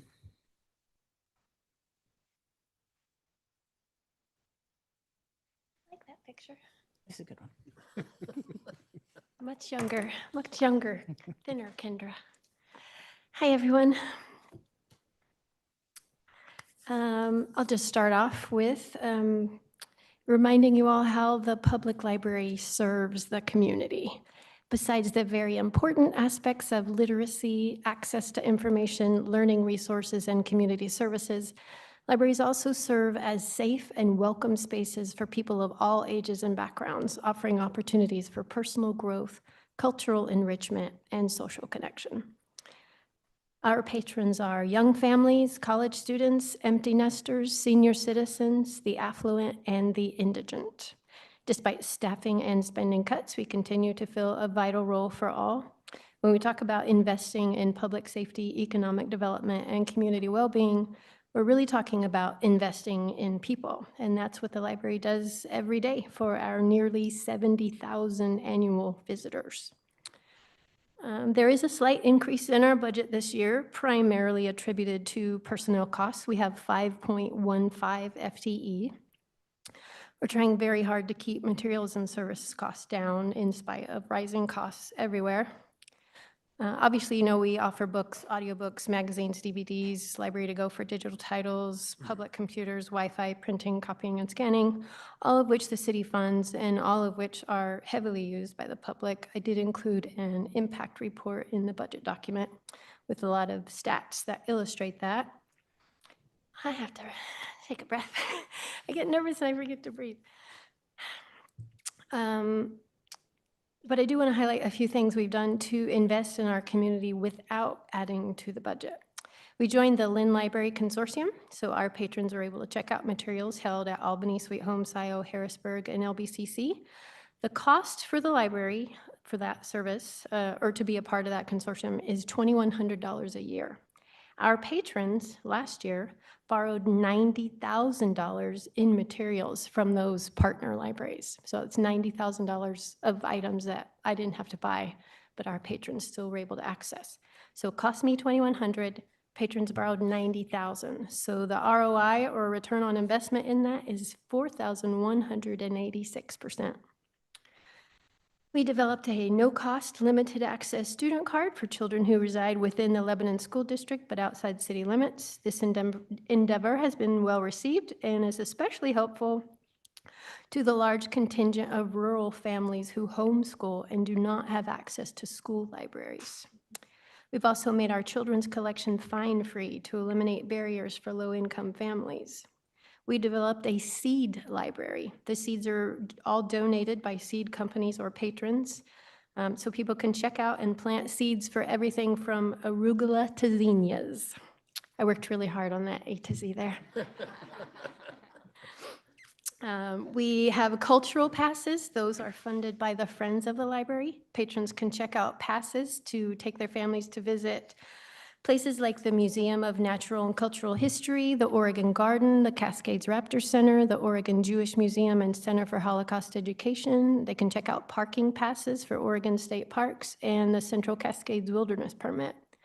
We have more than 300 items now in our Library of Things. Those were also funded by friends and grants, the Friends of the Library.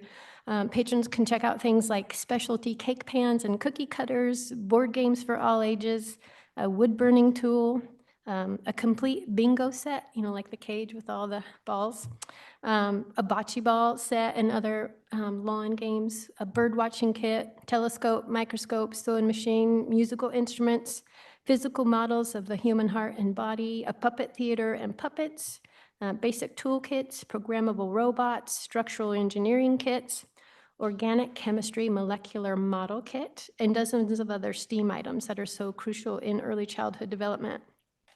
We offer a robust and very popular summer reading program, baby and preschool story times, STEM programming, craft and Lego days for school-age children, and specific programming for teens. Speaking of teens, we have a teen care center that is completely stocked with community donations, and that offers free toiletries, soap, hand sanitizer, deodorant, feminine products, even hats and gloves for cold weather. All of these programs are free to the public, and aside from staffing costs, are all funded from grants and/or our Friends group. This last year has been challenging. Closing on Fridays has meant much busier Saturdays. Eliminating a full-time staff member has increased everyone's workloads. Eliminating an on-call staff member has made it a little more difficult to cover when staff members are out for sick leave or on vacation. I do have a staff member who will go out on maternity leave in early June for 6 months. So over the summer, our busiest time of year, we're going to have some real challenges as far as staffing. But as I always say, I have a great team. We love what we do, and we're up for the challenge. Does anybody have any questions? I think so. Thank you. Thank you.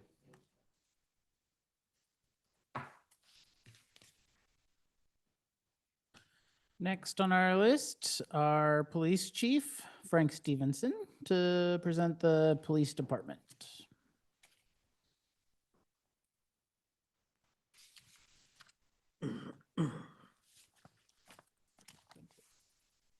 Yeah, that picture was just taken last week, so.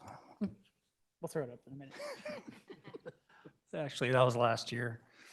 The year's been tough, no. Just joking. Good afternoon, Frank Stevenson, Lebanon Police Department.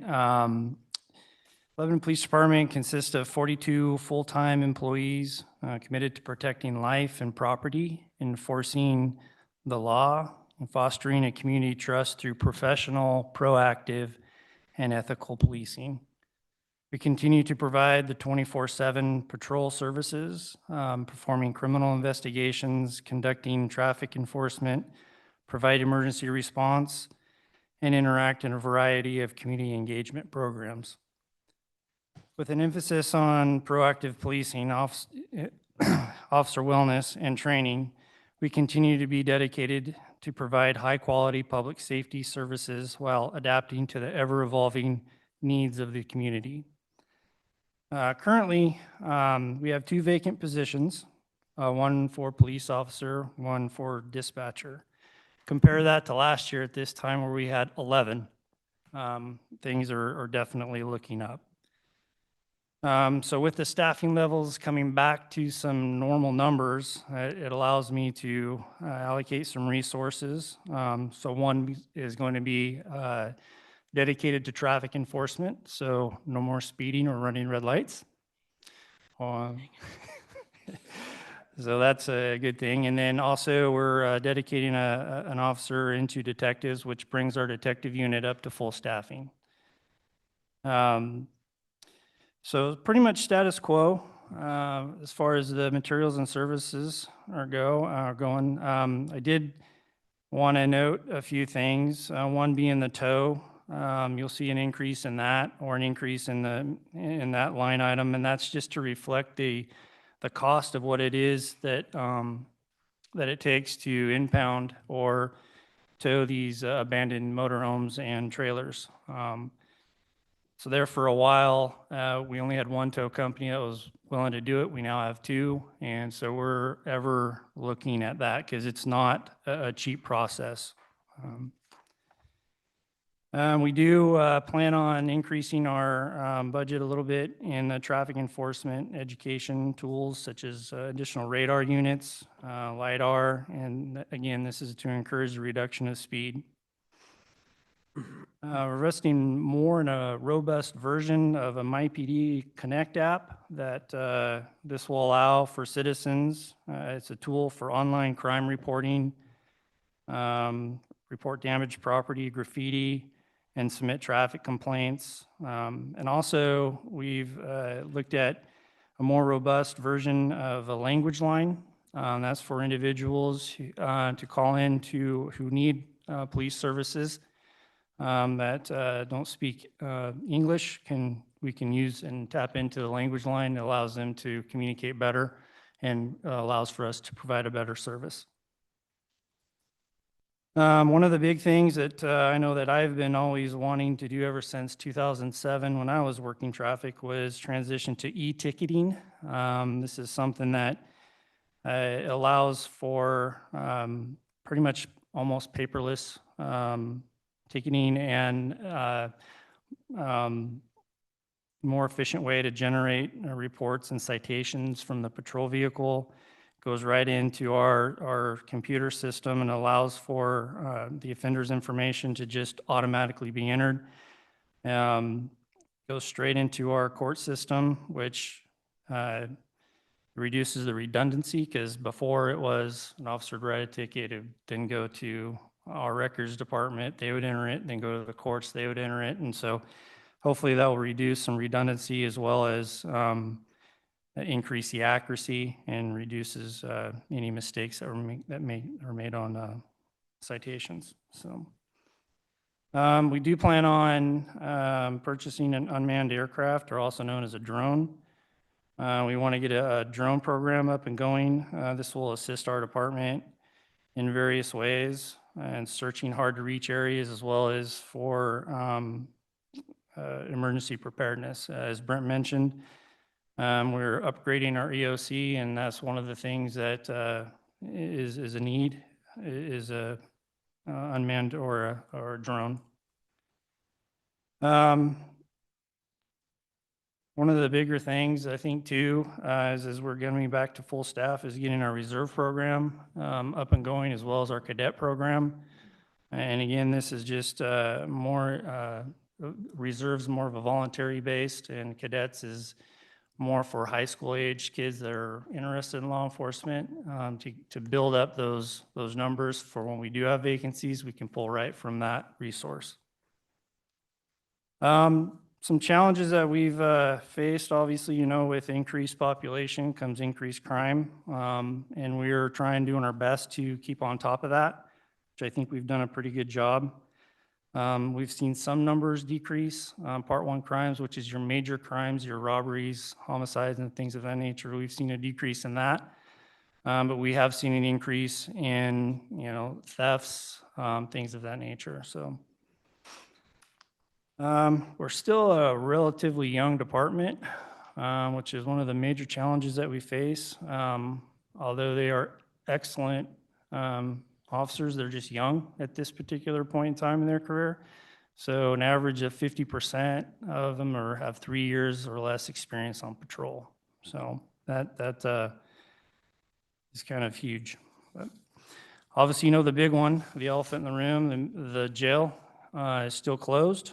We all know that, to adequately staff the jail, funding is needed to supply what we need in that arena. 6 certified corrections full-time, physicians, nurse practitioners, and that's more or less based on what the needs are from the insurance cover. But we still use the jail as a temporary holding facility, so we do still utilize it, just not to the capacity what we could be using it. So that's pretty much it. I can answer any questions you may have. Frank, what's the timeline on your app? I really want that. Probably soon after July. Okay. Yeah. Thank you. Do we have any relationship with the county and the use of our jail, other than, it sounds like you'll, You know, yeah, when we were up and running, we definitely had that relationship where we would kind of trade off and on, but they kind of ran into the same issues that we did as far as staffing. When our staffing levels went down, their staffing levels kind of had that same impact, and they're still in that staffing level needs for it, so. Another question, when you talked about traffic enforcement, and of course, Rebecca will be in your jail, I assume, a bit. She's been in there a few times. In fact, we're just waiting for it. and Waiting then, for it. Do we have cameras at intersections, any particular intersection? We do not. We do not have any cameras that are actively in any intersections. And you know, I looked and explored that option. I will not support that. And that's kind of the response that I got. It is more from the citizens, but really the cost of the cost of it, and then you still have to have someone who's manning that system. It really wouldn't be conducive to what this community needs. So. Yeah, with the traffic enforcement, I encourage you to start on Park Street. Yeah, oh yeah. I really appreciate the sign, you know, the speed limit coming down to 25, but a lot of people ignore that. Yeah, that's one of the bigger complaints that I get is traffic. And so being able to now allocate and dedicate a full-time officer to that cause is going to be, we used to have, if you remember back in the day, 2 motors out there running around. And, you know, ultimately I'd love to get back to that. But this is just one step, or one step closer to achieving that goal. Great, thank you. Frank, if the jail was open, which you know I'm a proponent of, how would it affect how you have deal with the, I still think 25 or 30 people who cause a lot of the damage and mischief around here? Would they still just be a kind of a catch and release, kind of run through there? How would that help you or hurt you? If the jail was open?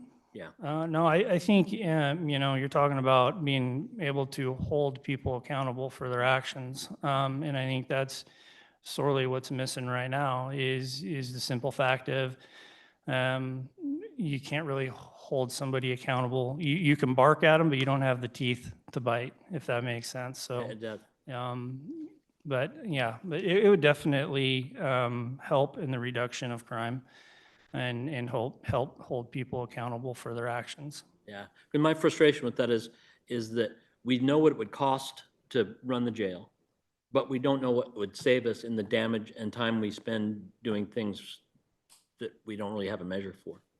I don't know how much time you take. Well, and you can look back to when we were operating the jail at the capacity that it was at, and you could see crime rates reduced, you know, dramatically. And then as soon as the jail, right around the time when COVID hit and when we had to close the jail, you see crime rates go back up. And, you know, if you know that you can get away with something and you know there's not going to be any consequence for your actions, then, you know, what's to stop you from doing it?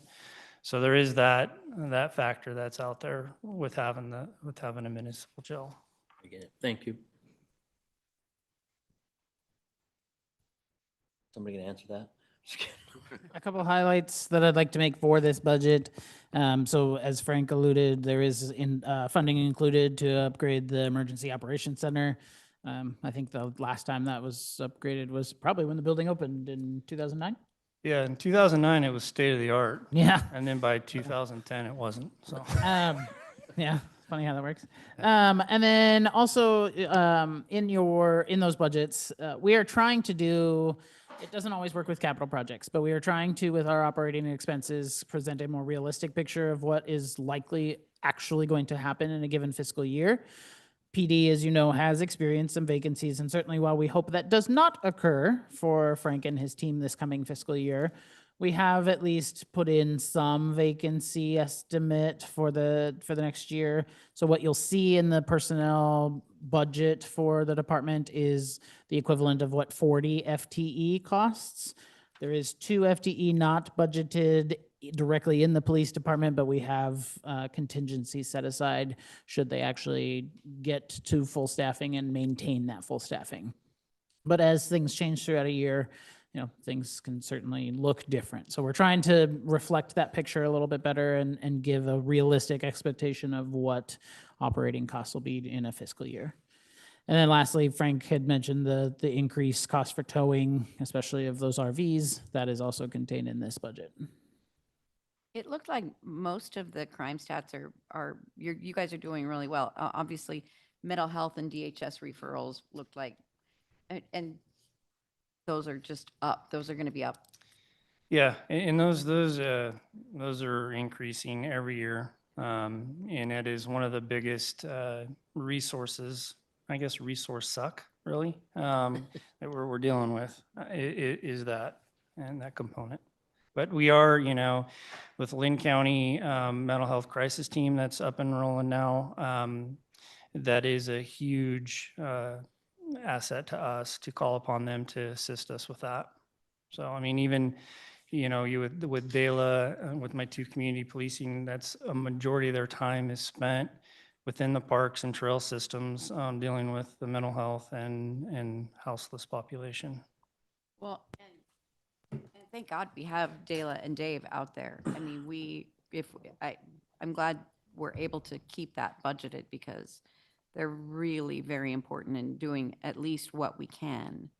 Yeah, and not to mention too, with, the numbers coming back up as far as staffing levels goes, now it allows for the officers now to be able to be a little bit more proactive in that as well, so. Thanks, Frank. Thank you. I think since the committee's all here, before we go on to the next one, we're at the 2 o'clock. I'm good with staying here. I don't want to impose on anybody else's schedule. I don't know how much longer this is going to take, but I'd rather do this as much as we can today, but that's open to discussion. I'm in favor of staying. Likewise. Everybody comfortable with that? We'll power through? Okay, thank you. But by 7 o'clock tonight, I'm out. You'll be asleep before then. Or we can bring dinner in. All right, with that, then we will continue on. I will ask Jason Williams, our Public Works Director, to come up and talk about what Public Works does for the city.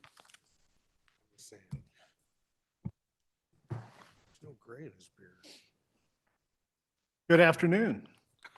I'm going to kind of summarize everything. We do a State of Utilities address, I think 2 months ago, that's pretty comprehensive on our utility system. So if you want me to drill down into anything further, please ask. But Public Works consists of parks, streets maintenance, water distribution, water treatment, sewer collections, sewer treatment, custodial, building maintenance, and fleet, and a stormwater department. In those departments, just some highlights for parks. I think we're at 2 full-time employees now. Everything's kind of maintained a status quo as far as budget's concerned, minus the reductions in staff. We are coming up against a few things. Our Century Park Playground was constructed in 1996. I just signed a quote for $21,000 to replace some slides that have been lit on fire and vandalized. We're trying to implement some engineering controls into some of these things, removing the dome on the slides. There's some regulations we have to follow to make sure we're compliant with length of slide and height off the ground, but the covered slides have been a huge problem for us, so we're going to try something different there. We're also removing large vegetation that people can snuggle into. That seems to help. I know, especially around our library and senior center. All our playgrounds are pretty old. I think our newest one is Windmill Park, and that would be 15 years old. So we're fixing what we can fix and replacing what we can't. It's going well. Parks crew is doing an amazing job for a crew of 2 that takes care of 88 developed acres and 283 non-developed acres. Not to mention all the buildings and grounds the city owns. Our building custodial and fleet department, there are really no changes. We have a vacancy in that department. We had a custodian retire. We're not going to fill that position at this time. We left it in the budget just for to see how we navigate having one custodian in all the city buildings. But it seemed like a good time to take advantage of that vacancy as far as cost savings. The building fund, we've been able to work with the department directors that contribute to that to keep money that we haven't spent in a fiscal year, to try to build a reserve to take care of things similar to what we had happen this last fiscal year at the Justice Center. We lost some air handler equipment on top of the roof. It's just everything's that age where it's starting to fail. The old library building, the old Lebanon Hospital on Second Street, we did a building inspection and saw that they had buckets hanging from the roof to catch the water. So we got to put a roof on that this last month. Those sort of things are happening to us more and more frequently. So we're chasing aging infrastructure. It's the same with our buildings as we And are same with as mine, everything. me too. Just like me, yes, absolutely. Have we looked at getting rid of that one just altogether? I try to give them all away, but nobody will take them. All right. We've discussed with the current occupant some lease arrangements and changes. I know Ron's been working on that with them, and I don't think we've gone down the road of surplus at this point yet. Our streets department is kind of the same thing. It's just been status quo. We're continuing to partner with engineering and other partners to try to get the most bang we can for our limited bucks. It's all gas tax. And as technology changes, the struggle with gas tax revenue maintaining consistency it's real. Until something gets figured out, I don't know what that looks like. But the fund is surviving. It's doing well, actually. It's just not able to get everything done. Our water distribution crew, we have, and it's been said a few times tonight, or today, it's worth repeating for me. We get regulated out of revenue with no input from us. So just like in our water distribution system, we've had to change out all the meters in the city to get rid of meters we bought even 6 months prior to the new rule to avoid lead and copper problems that are coming out in new regulation. We're about 85% done with that project, changing every single water meter in the city. So that's a prime example of just getting another regulation that really affects the end user and the cost it takes to do the business that we do. Water, we're just kind of following leaks. We're chasing that aging infrastructure and we're keeping it as whole as we can. We're replacing the absolute worst that we can get to through projects, or we're just putting stainless steel bands on some of it too, just to get us to the next fiscal year. Our water treatment plant, we have no real large projects this year. We are putting 2 mixers in our reservoirs, the reservoir on South 5th and East Grant Street. Those are to allow us to maintain a higher level of water quality, especially in the winter months. It would allow us to turn our plant off for longer stretches of time and still maintain chlorine residual and water quality by mixing that water column inside the reservoir. We're excited to have that done. In our collections system, the largest priority for them is chasing down infiltration and intrusion.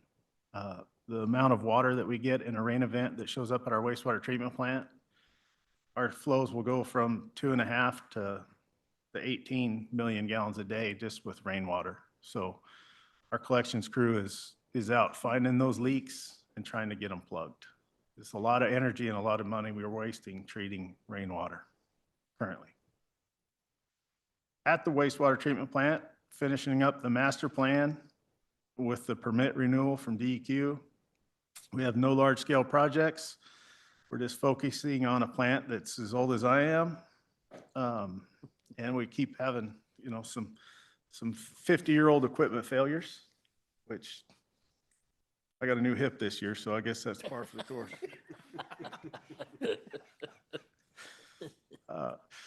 but it's been manageable.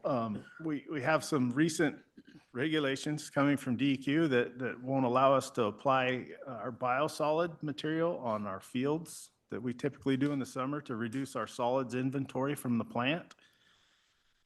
That's really, it's a huge financial impact. I mean, it's about $6,300 a dumpster, and I think we go through 4 dumpsters and it goes to the landfill every week. So that's the amount of money that regulation is costing us right now as we navigate a way forward to try to figure out what we can and cannot do to help offset that cost. Finally, our stormwater fund. It's a very small fund. We continue to let it grow so it can support future stormwater projects. Ron keeps stealing some, but it's okay. We'll let him do that.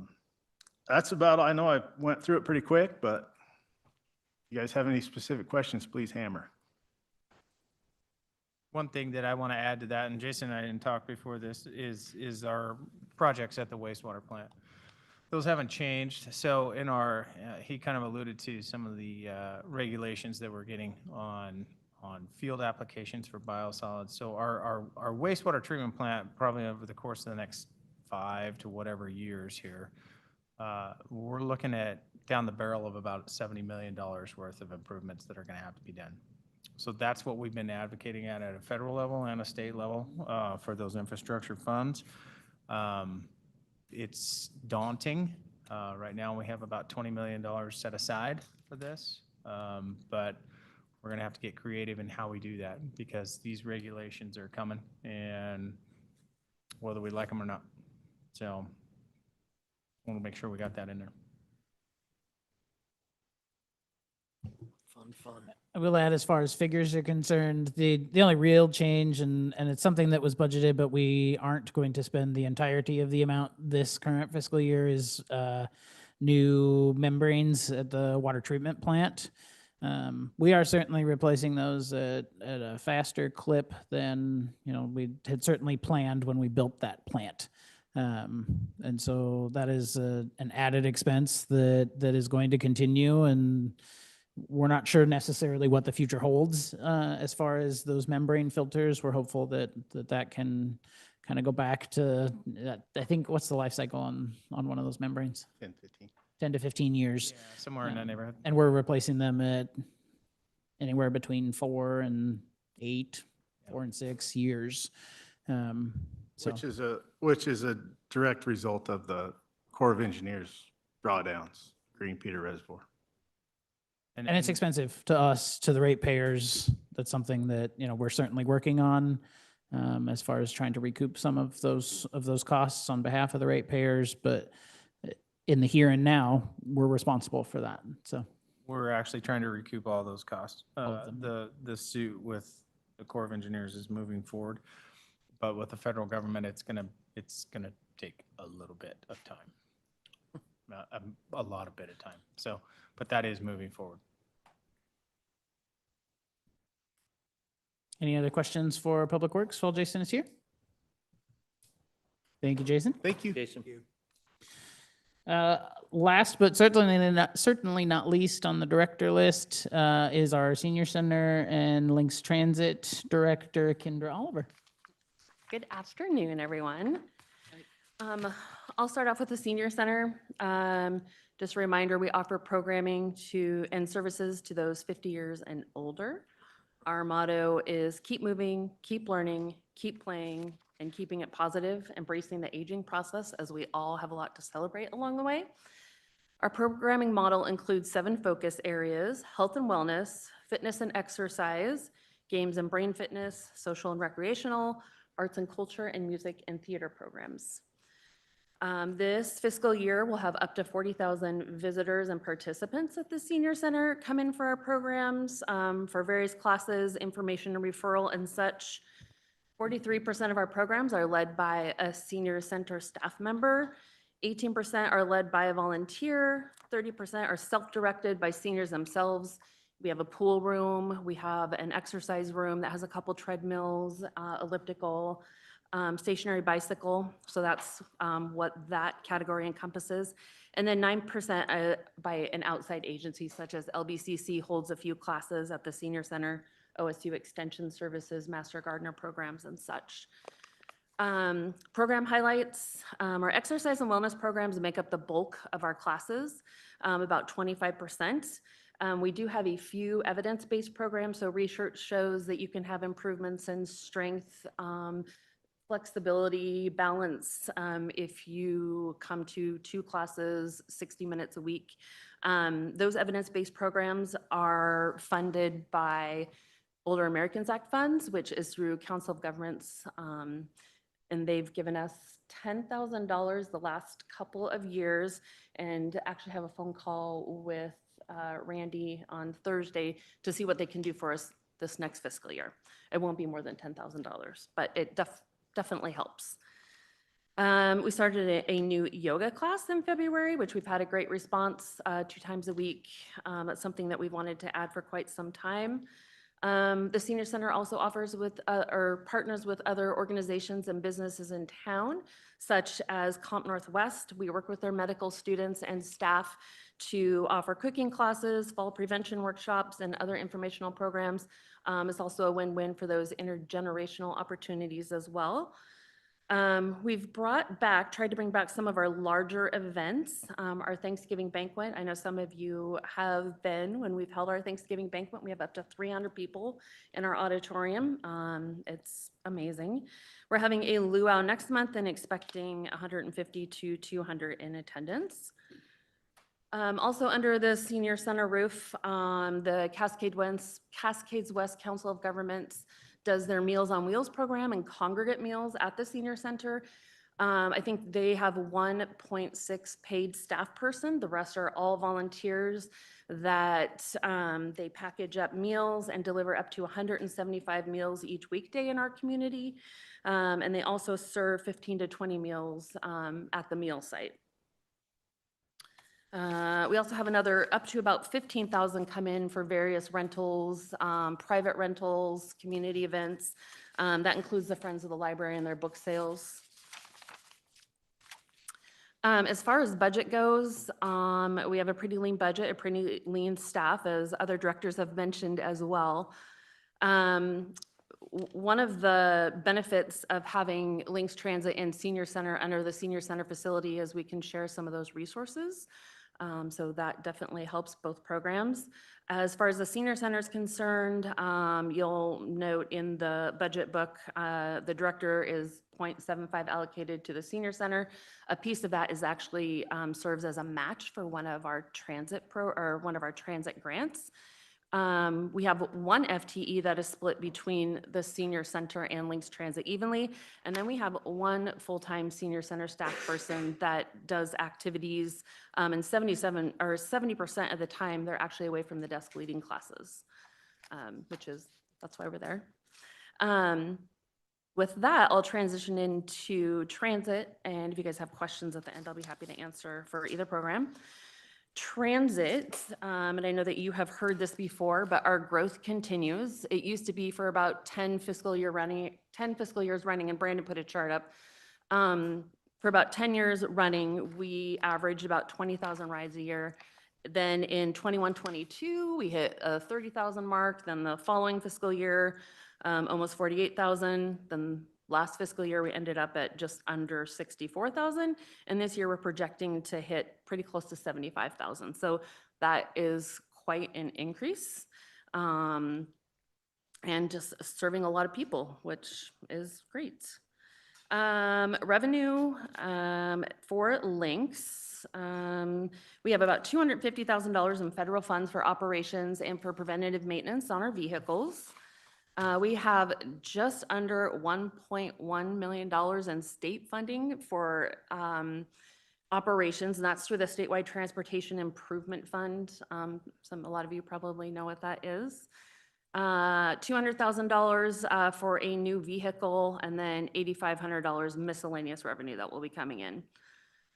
As far as personnel goes, obviously there's the director, that other portion of the allocation for the director. we have 3 full-time drivers and 7 part-time drivers, 2 full-time dispatchers and 1 part-time dispatcher, and then we have that shared coordinator position that is allocated 50% to Links and 50% to the senior center. The budget's pretty straightforward, and the expenses and revenue pretty much match up. And of course, you know, toward the end of the year, it kind of depends on rider demand. But we do not anticipate really seeing these huge increases in ridership this coming fiscal year. Hopefully it'll be, you know, right around between 75 and 80, which is a little bit less than what we've seen the last 4 years. As numbers have increased, we haven't added a lot of additional staff. So some of those additional duties have just been absorbed by myself and the coordinator position. I feel very, very fortunate to have the staff that we do that truly do enjoy serving the community. We love what we do. With that, I'll answer any questions. I have one. Yeah. Does the federal and state funding that you get for Links, does it change depending on the ridership, like your numbers? It does. For example, the federal funding, the 5311 funding, which before STIF became a revenue source, that was our largest funding.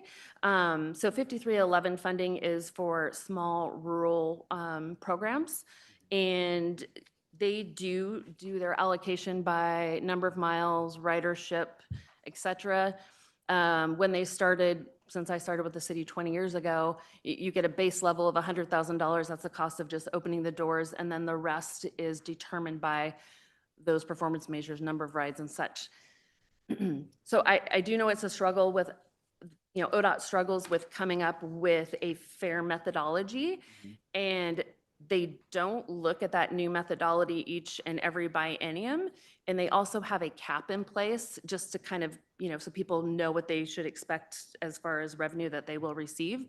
So you can't go over 10% of an increase, and you can't get less than 10%. So each year. So if we've seen this dramatic number of rides, we haven't seen that huge increase in revenue to accompany those large number of rides. When they look at that methodology again, they'll kind of open it up, but they just did that 3 years ago. So I don't know when they're going to look at that again. I have been a little vocal, and again, understanding the difficulty with coming up with the methodology and for all the providers, because it's not apples to apples. Yeah, right. Yeah. Okay, thanks. Welcome. So we do not charge a fare for these rides, do we? Correct. We currently do not charge a fare. Right. And what keeps us from charging a fare? Well, we do know that it's control mechanism. So if, you know, ridership, you know, if we saw double what we're seeing right now, we could probably reinstate a fare, and we'd see, you know, maybe a drop in number of rides that we're providing.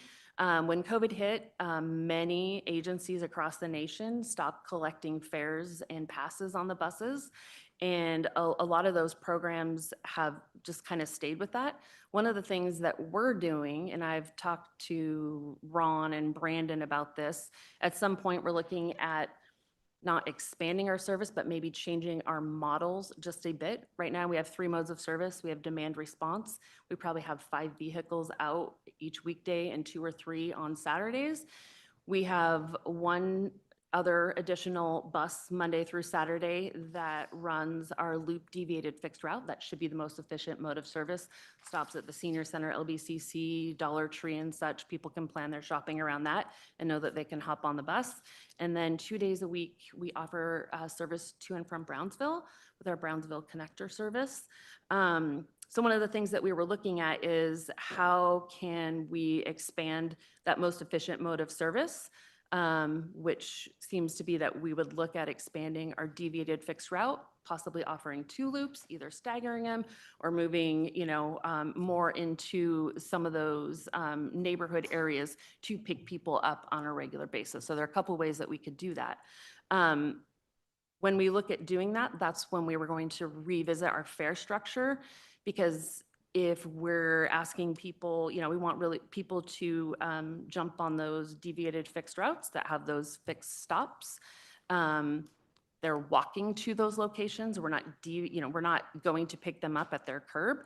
So maybe at that time, we consider offering that as a free service and reinstating the fares for that curb to curb service or that door to door service. So hopefully that would encourage people to kind of get to those points at certain times. It may not be the exact time they want, but they may opt to go to one of those stops versus schedule a ride to come pick them up at their home. So it's a discussion, ongoing discussion that we've been having. Other things that come into play are, it's very, it takes a lot of time. So if we have 8 vehicles out on the road during the day, and at the end of their shift, they're gonna bring in that fare box. That driver and a dispatcher have to count those $2 or those $60. Then it gets put away into the safe, and then at the time we do our deposits, then 2 staff have to recount those dollars and those coins, and then one of the staff people have to come down to finance, and 2 people have to count it again. So definitely discussions are ongoing, but not sure what the timeframe looks like. Sure, and there are technology options to solve those problems too, with apps and cards Absolutely, and absolutely. that sort of thing. And that's something that we're working on too. We're just finishing up a project for dispatching and scheduling software. Drivers will have a tablet in their vehicle. Dispatchers will have their dashboard to schedule rides. Riders will have options for an app to schedule their own rides, and fares are certainly a piece of that program as well. Okay, thank you. You're welcome. Has the actual participation at the senior center increased? I mean, the number of people coming, it seems like it's way more active in the last couple of years. It does, and some of the programs, and again, I tell you, like the exercise programs are really just bringing in a lot of people. We have great staff. The numbers actually have surpassed what things looked like pre-COVID, just by a little bit, because we don't have as many large events as we used to pre-COVID. But yes, they are increasing. Since I'm so much younger than Jeff, what is the age? 50 and older. Oh, Yeah, right? thank you. Come on down. Still got a few years. All right, for senior center and links, there are no major changes. It's at status quo budget. You know, there are some increasing expenditures surrounding personnel and such, but just like most of our others, not a whole lot of changes here. So, any other questions for Kendra? Thank you, Kendra. Thank you. All right, I'm gonna go through this last section. We passed around the table, and I'll throw it on the screen here in a second. An outline for non-departmental. Oversight on my part should have been in your budget book. The numbers are already in there. So non-departmental, you will see in our general fund and our motel tax fund. So all this information is in the budget book, just in different sections. And we certainly like to try to combine some things for you to make it easier to locate. So with that said, real briefly, the non-departmental section covers anything that, I mean, you guessed it, doesn't really fall to a specific department. So what you'll find in here specifically is there's funding in this category for repaying the Northwest Urban Renewal District. Many years ago, the district exceeded its maximum indebtedness. And so the city's having to pay back a portion each year to kind of bring those expenditures back within their MI. And so you will see that there's a sizable jump in that figure this year as we escalate the payments, try to make them faster so that we can collapse that district at the end of the 2027 fiscal year and try to get those revenues back to the tax rolls. You've seen that in other areas like our not general obligation, one of the bond payments that covers the Northwest Urban Renewal District, and then certainly when the Lebanon Urban Renewal Agency Budget Committee gets together shortly, you'll see some increasing expenditures for that specific district. This also covers insurance costs related to the city hall facility and stuff that isn't attributable to a department, and general liability. Over the years, liability insurance and property casualty insurance for the city has increased exponentially. It is another avenue similar to PERS, although not as high of increases and certainly not as much dollars out the door. We have seen rate increases in the 12 to 15% a year as things just have gotten significantly more expensive. In the coming fiscal year, we are expecting a slight reduction in that rate increase. There's still a rate increase. Like they couldn't just get rid of it for us, I guess. But we're down under 10% this next fiscal year, which seems like a breath of fresh air given the sizable increases we have seen. And then there's also utility costs for this building, City Hall, which houses and holds many departments and functions within. So.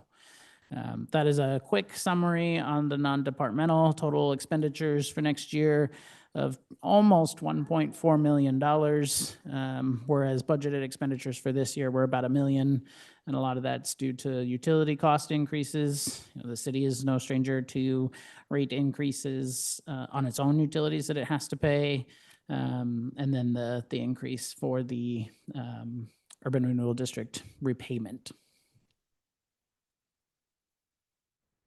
So, any questions with that one?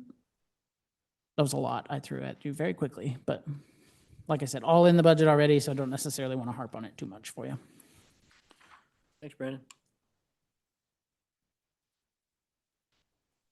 With that said, we have concluded all of the department presentations. So flipping over to the agenda, there's certainly more that can be covered, or it's up to the committee if you want to kind of break it here and finish this up tomorrow. We'll kind of defer to you all on what you'd like to do. It's about 2:30 now. I made my feelings clear on it. I think I'm good to keep going at this point. I don't know exactly what we still have to plow through, but I've got the time now if everybody else does. I do have to leave to go pick up kids. What time-ish? About 10 minutes. Oh, 10 minutes, okay. Okay, we'll keep going then until you all tell us to stop. Does anybody need a minute? Y'all comfortable? Huh? I'm good with moving on still. Okay, so at this point, we'll move on to the next agenda item then, which is looking at that proposed budget. So we've left some time before we get to the actual approval part for you all as a committee to have a conversation, to ask us any questions that you haven't already asked with the department presentations. There's a lot of information in this overall budget. One of the items that we want to be sure to cover is kind of the overall fiscal health, and we've had a lot of conversations over the past probably 2 years now on the general fund certainly, which has kind of seen the most has seen that structural deficit. And we've addressed with that city services fee. So I wanted to give you a brief update on kind of where that was at. You all have the printout in front of you, so I can't really zoom in on this screen. But ultimately, what we're looking at is the general fund has a much better picture than it used to have. You see there's no red on the screen, which is great news. Refreshing. It is refreshing.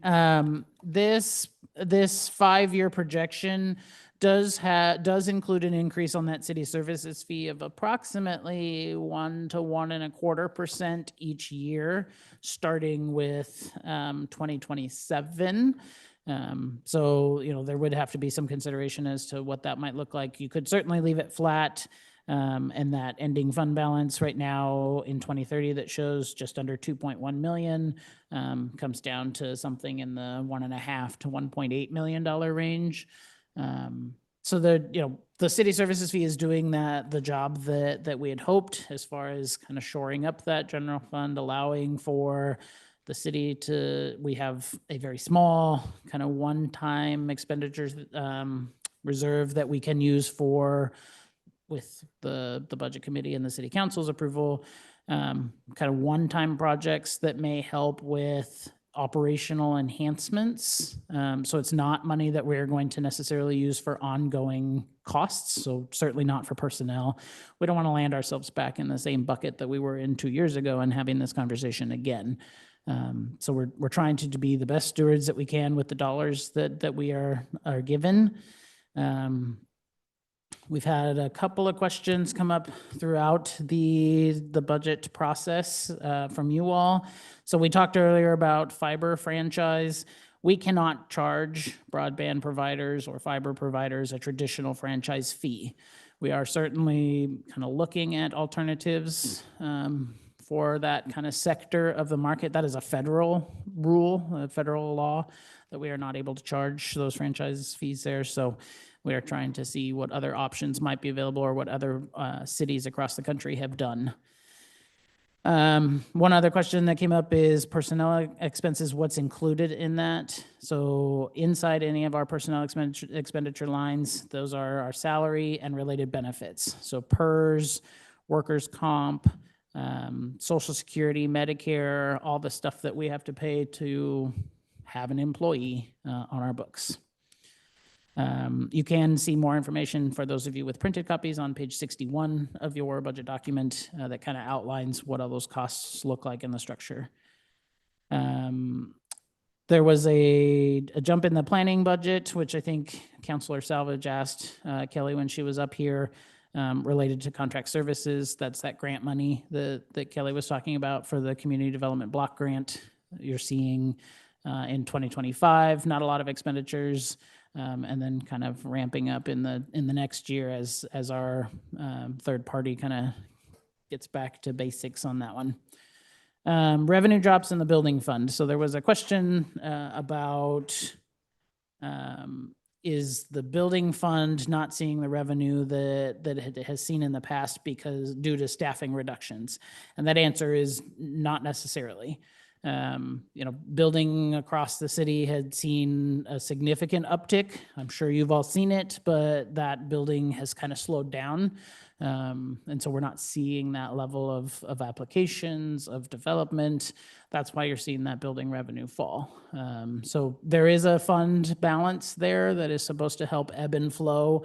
And the state has a recommendation, which I didn't pull up in time for this and forgot, but there's a recommendation of a fund balance so that you can weather those ups and downs, because building, it does go in up and down cycles. So we're not overly worried yet about that fall in revenue in the coming fiscal year. You can see that on page 241. And then liquor taxes, we're seeing a decline in those taxes.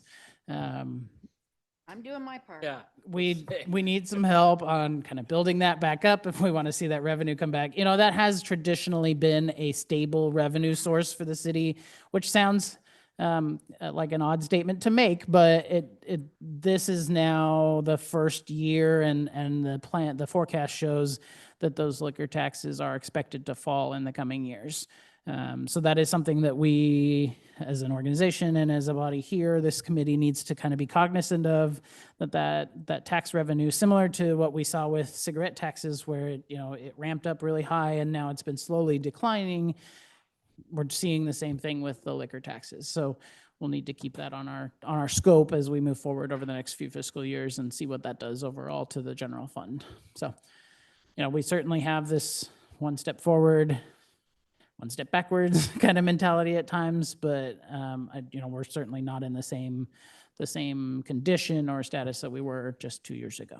So that's all I really have to give to you at this point. This is time for you to ask us questions. If you have concerns about what's in there or need clarification, we can certainly work through that. And then once you all come to kind of a consensus or a happy place on this budget, then we'll work on the approval of that budget. So I welcome questions. So this budget as presented reinstates compensation for council? It does, yes. Okay. The council stipends are included in this budget, along with the related, PERS costs, FICA, taxes, the like. I'm pretty passionate about pulling that back out of the budget. I'm not sure how the rest of council and this budget committee feels, but I understand it's a small amount, but every little piece adds up, which is why we didn't go for $20 a month, for example, for a service fee. We did 18. I mean, we did a lot of hand wringing to come up with that number and make sure we were exactly at the level that we needed to be financially solvent. And again, I'm just really passionate about pulling those back out of the budget. You know, the workload for counselors is, I mean, maybe I'm speaking for myself on this, but I view it as maybe 2 to 3 hours to go through a packet, 2 to 3 hours of a month to go in generally for a meeting, with an exception of October last year, and maybe some other meetings where they've been a little longer, and probably only 1 to 2 hours a week talking to constituents and responding to emails. I'm pretty happy to volunteer my time to do that, speaking just again for myself, given the budget constraints and the service fee that we passed earlier. I'm not, I guess I'm not speaking from my own passion for this, because I don't think any counselor that's on this council right now wouldn't volunteer their time. And I do it for agree. nothing. What my concern with that is going forward, to be honest, is that, and I guess I'll use my future self as an example.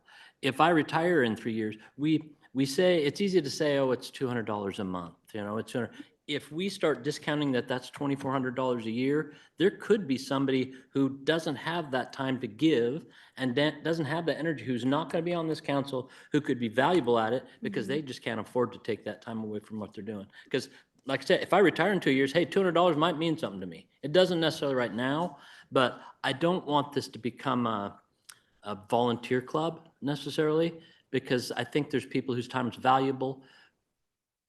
I think there's value to what we're doing. I think it's there, and I don't want to, like I said, for 10 years from now, if I'm blessed enough to still be sitting up here, maybe $200 a month might mean something. Sure, and I understand and I agree with that. I think there's ways that we can offset it for maybe somebody who is, like, just knowing myself, I have 2 young kids. I don't need childcare for them, but maybe you know, there's somebody that would need childcare to be able to attend a meeting. Could we set aside funds for you know, a counselor that needs that support? That kind of I turns, mean, there's it kind of ways to work turns it into a around, I charity feel feel like. kind of a little bit to me. Sure, but I feel like there's ways to work around it without having to come up with a large pot of money. Again, in the same vein that we just within 6 months did an $18 service fee. So, I'd like to speak on how I feel about that. I think that everybody should be paid their stipends. Personally, what I want to do with mine is I want to donate it to the Boys and Girls Club. And here's the reason. I don't want to give something back to the city like you would one of your kids, that you give them an allowance and then they mismanage it or blow it, so you give them another allowance. And that's what it amounts to. We're giving money back to the city for not being fiscally responsible. I want to give that stipend to the Boys and Girls Club. I've already spoke to them about it. I told them that's what I wanted to do. They're more than happy to take it. Now, there's some others on this council. For example, the mayor, he puts in a lot of time, gas, meals, travels to Salem, went back to Washington DC, and he's using his own money to do that. And the city should be reimbursing him for that. And that's how he gets his reimbursement, is through his stipend.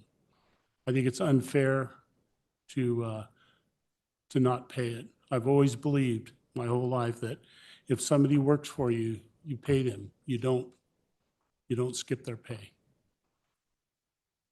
I want to say one more thing on this and then I'll let it go, is that we heard from HR, from community development, namely that I can think of off the top of my head, that they're operating with a very small crew, one person to handle all 116 employees, for example. We've cut more than a dozen FTE from this budget between last year and this year. I, again, don't see this as something that we should do at this time. And I'll leave it at that. I'll speak on it.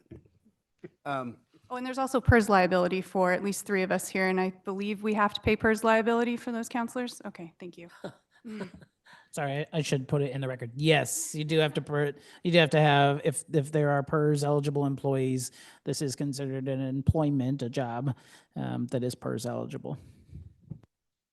Well, personally, I'm not saying that at some point the stipend shouldn't return. I just think the timing of it, the reason we did it is because we're asking all these department heads to do more with less.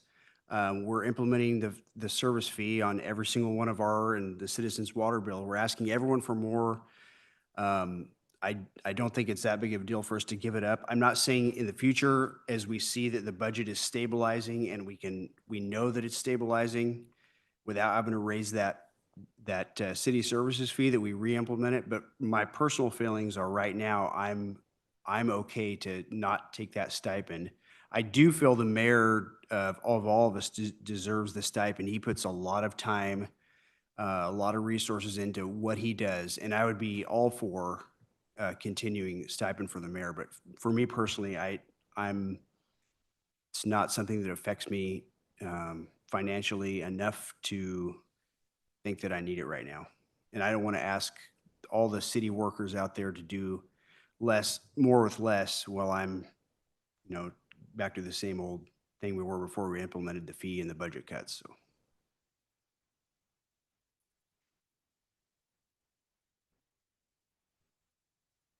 So. I'd love to hear from members of the Budget Committee, actually, if anyone else would like to speak on this. So what's the No, current monthly stipend? It's Nothing. $200 for a counselor and $1,000 a month for the mayor. Has there been discussion on stair stepping that back? So you'd start off with 50 or 100 and. Well, right now, we don't get any. We voted about a year ago to end it. Correct. For everybody, so. Yeah, Yes. correct. Unanimously, I think. I think so. Yeah. Okay. So no, there hasn't been any active conversations in stair stepping that back.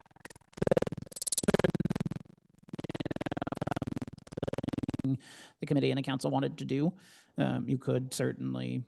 I just don't think that's the spirit of it myself, and I'm coming with Jeremy. It's not like I need it right now. It's not a financial need. I have some agreement with what Councilor McLean says, but at some point, gosh, I don't know if we're so isolated that we don't see that some people's time might be worth $200 to do this. I mean, it's a commitment. It's a time, $2,400 a year to be as involved in the community as we are. Yes, somebody's not gonna go, hey, I want that job, but that time is worth that money. It is. And sure, I don't need $200 a month, but we feel like we're kind of an elitist. It felt like we did a give our pittance to the peasants thing last time a little bit, where we said, oh, we don't need it, so we'll back out to make it look good. It made absolutely no impact on our overall budget. It is much more of a perception, because I hear what Michelle is saying. Absolutely. I get that perception, but also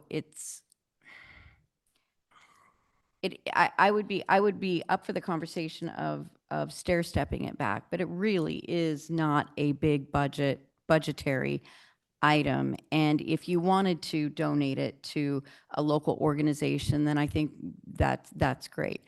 But if we did half this year and then had this discussion again next year are we stable enough to go back to the full amount? I would be comfortable with that.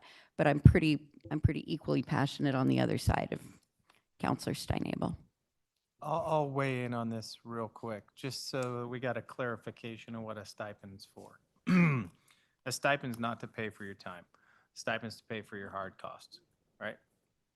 It's to pay for your hard costs from traveling when you've got travel. This guy's got a lot of travel. It's to pay for meals that you might have out and that type of stuff. It's not necessarily intended for your time. Your time is volunteer, the way we're set up. So with that in mind, I will say no more. And council is compensated for if they go to training. That's paid for. Yeah, so if they go to training or like when we traveled, yes. But where we don't is if we're traveling to Salem, right? Correct. So if the mayor drives up to Salem to testify, he's not getting paid for that. Right. Or- And so that's what that stipend is intended to cover, is to cover those hard costs, not necessarily your time. Your time, you volunteered your time, so. Or committee meetings, right? So there, and I don't remember who has this assignment right now, but there's the area committee on transportation or whatever that is currently. So, there's that travel to and from Albany, for that committee meeting, or, travel to neighboring jurisdictions for friendly neighbor conversations or whatever that may be. So those types of things, those little, seemingly little, but can stack up, events don't necessarily, you're not Can't getting we a per claim diem. mileage, though? I know I did when I went down to Grants Pass to look at their homeless situation, or Medford or whatever, like 3 or 4 years ago. And I was given a meal stipend. So, in fact, you were on council too when that happened. Yeah, I think it Did we depends not on explore mileage reimbursement then? could do that potentially. A lot to manage. And it would be on the council to manage, so to speak, right? The person traveling, we certainly process those through finance. And so it is one additional check or one additional distribution, but one distribution isn't necessarily a huge thing either. On a process we're already doing, I should add.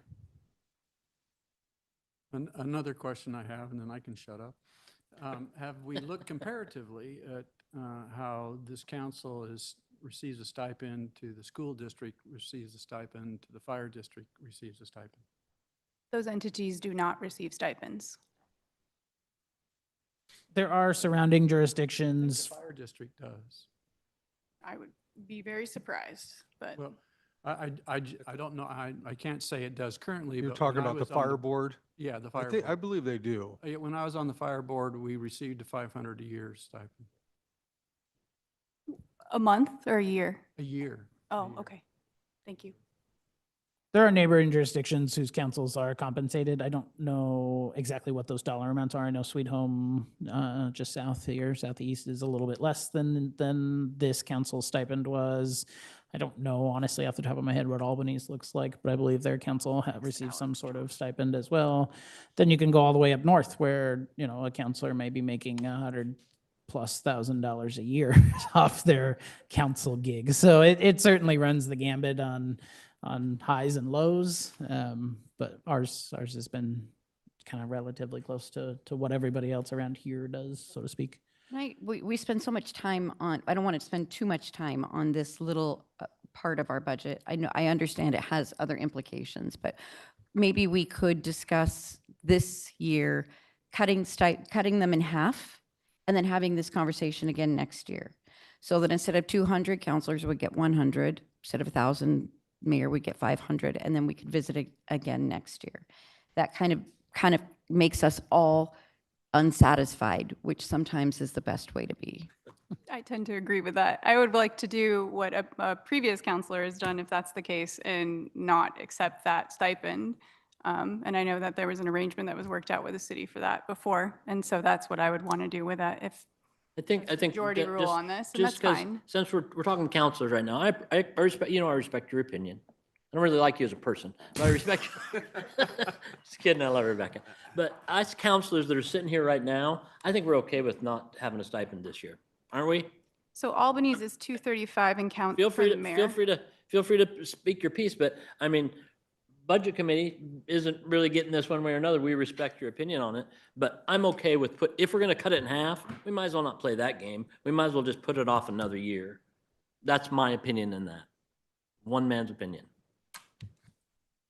Well, I would rather give my stipend to the Boys and Girls Club. Weigh in, Dominic. I'm fine with whatever. I took this with no intention of getting anything, so, yes, I might like to do something else with it, but I'm fine with whatever we got going on. I would be in favor of holding off on the counselor stipend and deciding next year, but implementing the mayor's stipend That's part what of I'm- this budget cycle. And I'm Okay with fine that? with that, actually. Yeah, because I Of course, he has to give me Not- $200 a month out of it. Just kidding. Really self-serving That's for on you record. guys to have this discussion. That's why I'm so, I know, it's awkward. Yeah, Because it's not self-serving for me. I was going to say, I serve at the pleasure of the city, so I will go with whatever this committee decides. That's my opinion. Um, Do I put a lot into it? Yeah, of course, but I'm doing okay, so it's fine. But like I said, I serve at the pleasure of the city and this committee, so, and I will abstain from any vote. We'll say the city of Albany, it's $235 a month for mayor and $185 for counselors.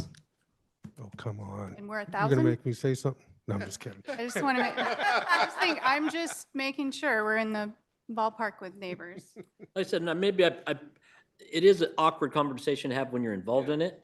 I'm saying that for the future, it might look different to somebody than us 6 people sitting here. We shouldn't. In my other job, I work with numbers all the time, so I need to ask this question because it's just for me. The stipend is what percentage of the total budget? I think it's not necessarily about the. No, I know. Yeah. You're talking political. I'm talking financial here. And I understand, I truly understand your point. 0.04%.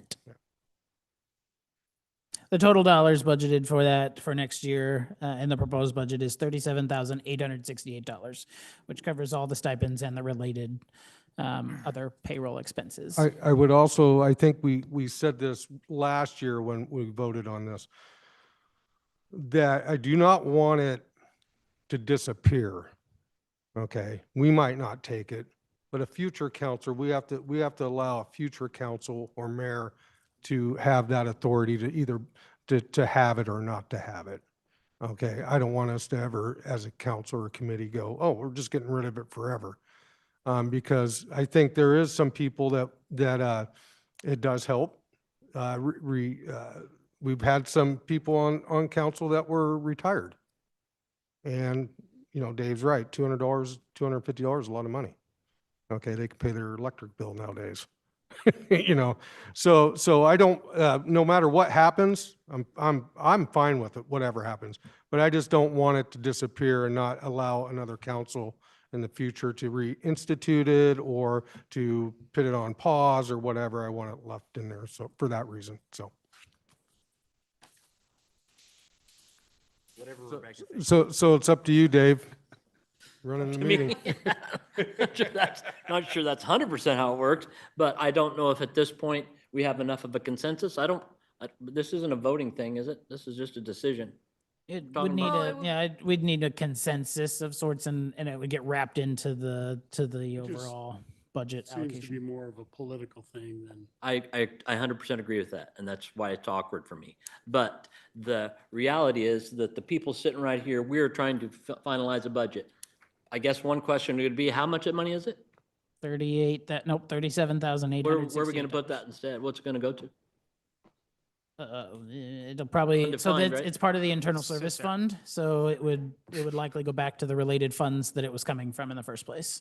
So the general fund, the utility funds, the building fund, engineering, and streets. Well, we didn't budget it out of it last year, did we?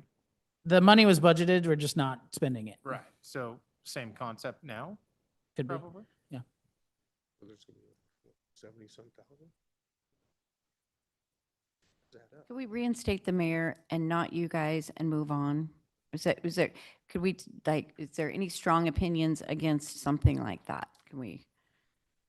I would be happy with a 500 for mayor, just knowing now what a neighbor is. It's 235. Okay, I would go for that if we could move on, I'm good with that. You have a consensus to that? as long as we revisit it next year.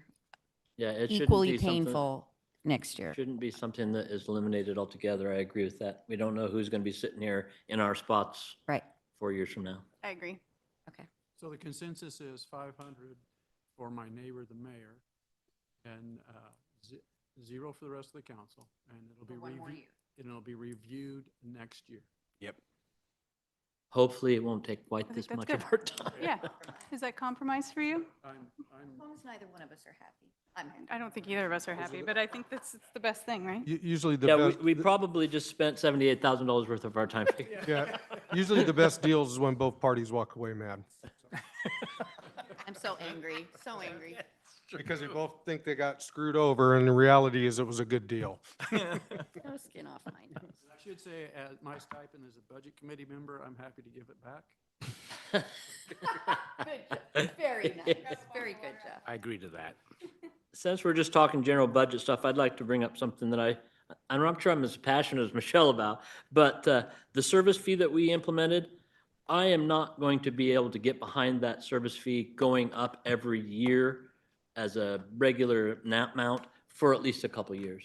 With how that went the last time and how we cannot use that as a, oh, didn't quite make it again. Oh, we didn't quite make it again. Yeah. At some point, we have to generate enough revenue and find enough revenue stream to cover that. That's not fair for people. It's not fair for an old retired guy who just lost his city council stipend. It's not fair for regular people to just keep putting. The only way I would vote on that, again, is if it was specifically, and it can't be, I understand because it's not a utility. The only cost we should ask for a request for is if we can get our jail opened again so Frank can take care of our problems with the people on the street and that we have some sort of deterrent from the things that are going on, the 25, 30 people who are negatively affecting 19,000 people's lives in this city. I just got to say that. And for this budget, like I said, the next fiscal year, it holds the city services fee flat. And part of that city service fee discussion or the resolution was that, that has to be revisited annually by the city council. It would be part of our discussion when we do the utility rates to evaluate, what that looks like. So certainly, at least for this coming fiscal year and what's included in here, there is no increase to that $18 base anyways. And then, so. Just wanted to point that, that's just my feeling. I had a question regarding the risk of two revenue sources from the government grants, federal grants. Have you thought through what might be clawed back from that? We have, the city of Lebanon does not receive a ton in the form of federal grants. We get some, a little bit maybe, and I could be off base, but a little bit for the purpose of links or at least, some one-time funds here and there for specific purposes. So for the transit program, but otherwise there's really no federal grant money that we currently receive on an ongoing basis that's at risk.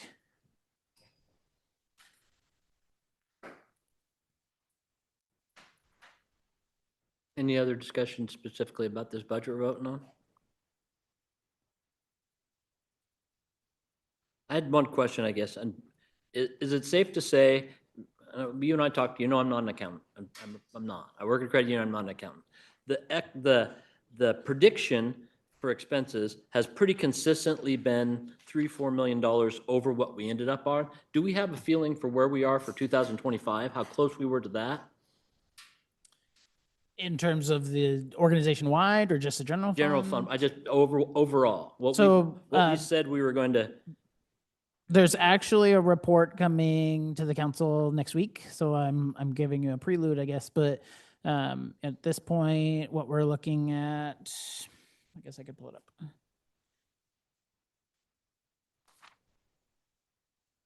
Let me grab that. It'll take me just a second. No, so I just noticed that we have I think a conservative $2.46 million shortfall in it because we think there's going to be that much more expenses. But in 2023 and 2024, we were $3 and $4 million.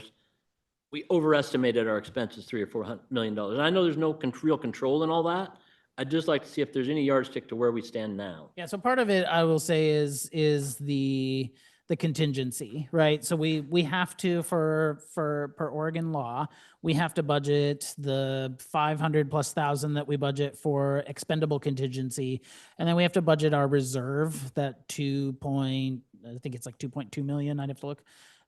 Those are budgeted items that reside in the fund, but then throughout the course of the year, they don't get spent in most cases. And so that's where a lot of our annual carryover, or that $3 million comes from, is budgeting it for the purpose of state law and then not spending it. And so it's not worked into any of our funding formulas, so to speak, right? If we're looking at the city services fee, or other revenue streams, we don't take into account that component. We don't say that's going to be spent each year because it is going to reside in the fund. That's part of where that comes from. Now, as far as this fiscal year is concerned, the year-end estimate versus what we had budgeted, we're looking at an additional 1.7 million. We saw about 140,000 in additional property tax revenue this year. Franchise fees went bonkers over the last 3 months, which was not necessarily expected, but certainly rate increases at each of the franchisees helps bring in additional revenue that we can't necessarily project, though we do the best that we can. And then we've seen some additional money in the form of that city services fee. So $1 million of that 1.7 is the city services fee. We didn't have that budgeted initially because it came after the fact, which would leave you with about 700,000 in additional revenue this year. So we're pretty close. In the overall ballpark, you're talking probably about 10% or less in additional revenue in this current fiscal year that we did not plan for.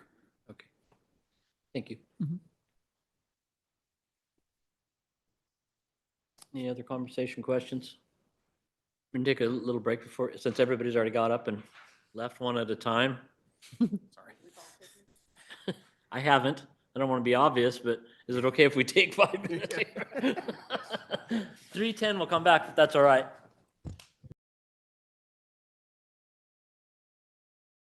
Everybody who's going to be?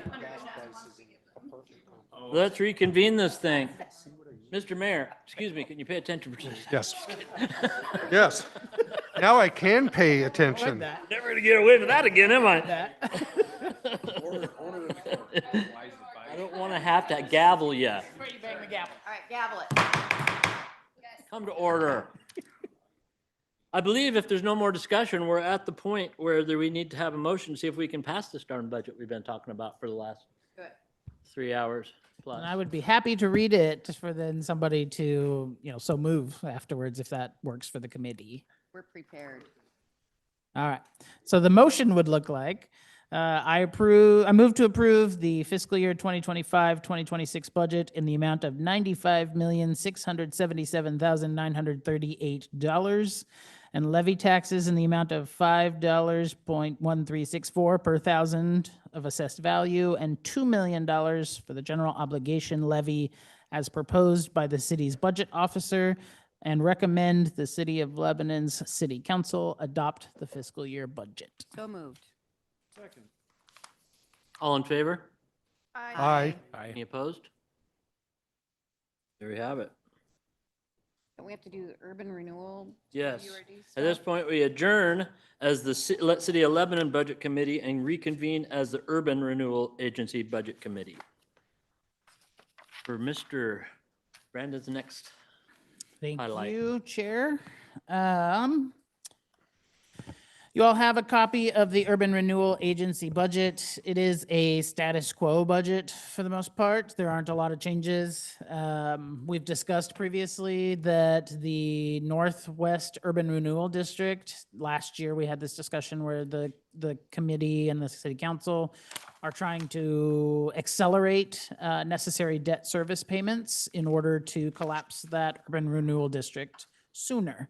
Currently, that URD would not expire until the end of fiscal year 2032. The proposal included in this budget and discussed previously would have that close at the end of 2027, which would return for the city about almost $350,000 a year in property tax revenue.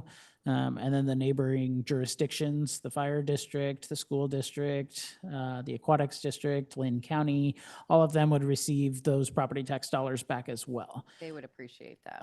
I think they would, yes. So this budget accelerates some of the debt service payments. That's why you see a big jump in the overall expenditures for the Northwest Urban Renewal District. You can see that from the 25 budget of 1.5 million up to almost 2.9 million next year as we try to accelerate those debt service payments. The only other major change here is in the North Gateway Urban Renewal District. We are finally ready to push forward on many of our projects. And so what we have done in this proposed budget for you all is budgeted the entire thing. So we, really that will be used for projects, and there is not enough money there necessarily to cover all of the proposed projects. So I think what the city's ready to move forward with shortly is some work on North Fifth Street. There is a traffic, is there traffic some traffic control at Reeves Parkway and Highway 20 that will eventually be moving forward as well. So we've just budgeted the entirety of the fund balance and estimated tax revenue in the North Gateway Urban Renewal District so that we can move forward with those expenditures. When we do go for a bond, then we would do a budget adjustment for the new revenue to come in and related expenditures therein. So otherwise, everything else is business as usual. The downtown URD has no expenditures for the coming fiscal year. There's an active conversation at a staff level to make a proposal of what to do with that downtown URD. It doesn't generate much. It's about $30,000 in property tax revenue a year. It's not enough to do major projects with, but there's some active discussions on what we could do with it before we close it. And then the Mill Race Urban Renewal District operating under a economic development agreement for the developer out there. We've budgeted a small increase based on what we assume we'll bring in property taxes, and then the 70% that is then returned in exchange for infrastructure construction out in that district. To answer questions that you may have. Can we handle? No questions then? I think we are ready. Okay, so I will read off each one. Each of the urban renewal districts, because they are separate districts, has related tax information that we have to approve, and then we'll go through and approve the overall agency budget, similar to what we just did with the city. So with that said, the first motion somebody might move on is I move to recommend the Urban Renewal Agency approve the Northwest Lebanon Urban Renewal District taxes for fiscal year 2025-26 at the tax increment value of $2 million. So moved. Second. We got to take. All those in favor? Any nays? The next one might look like I move to recommend the Urban Renewal Agency approve the Cheadle Lake Urban Renewal District taxes for fiscal year 25-26 at the rate of 100% of the amount from the division of tax. I so move. Second. All those in favor? Aye. Opposed? Third, I move to recommend the Urban Renewal Agency approve the North Gateway Urban Renewal District taxes for fiscal year 25-26 at the rate of 100% of the amount from the division of tax. So moved. Second. All those in favor? Aye. Aye. Opposed? Next, I move to recommend the Urban Renewal Agency approve the downtown URD tax or Urban Renewal District taxes for fiscal year 25-26 at the rate of 100% of the amount from the division of tax. Second. In favor? Aye. Aye. Opposed?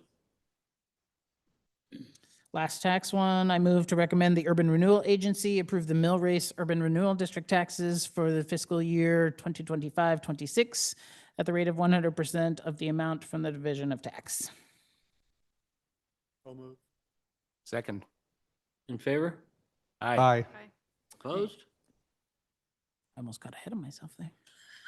And Is last, that an opposed? but certainly not least, somebody might move to approve the fiscal year 25-26 budget in the amount of $8,469,526, as proposed by the agency's budget officer, and recommend the Lebanon Urban Renewal Agency Board adopt the fiscal year budget. All in favor? Aye. Opposed? We're good. At this point, I believe we adjourn as the Urban Renewal Agency Budget Committee and reconvene once again as the City of Lebanon Budget Committee. And we ask, is there any public comment at this time about the process we just went through? Come on up, Jason. Any committee comments? Yeah, I would like to say something. The budget process, our number one priority. It's our biggest thing we do as a city. So I love that we do this process. It can be a little dry at times because you're talking numbers and people start to fall asleep and get hungry and need to do other things. But I want to thank the staff, I want to thank the committee for all the hard work they put into this process, and that to remind people, since this is on record, that we as a city constantly look at ways to save money, look at ways to do things differently, and maximize our assets as a city. So a lot of the things that we go to Washington and Salem for is to convey the message that the regulatory system's outpacing our ability to comply with it. Okay. I'm going to be hopeful here. They're listening. I don't know if they're going to do anything, but they're listening at least. And that's our job, especially the council. Our job is to go out, reach out to them, and get our word in their head. So when they're doing their policy-making process, they're thinking about it. So with that, I'll give it to somebody else. Any other thoughts? I sure thank y'all for coming and playing along with us on this. Even you, Rebecca. With no further comments, we will not be reconvening from meeting tomorrow, May 7th at noon. Well done. Thank you for hanging in there. And this meeting is adjourned at 3:20.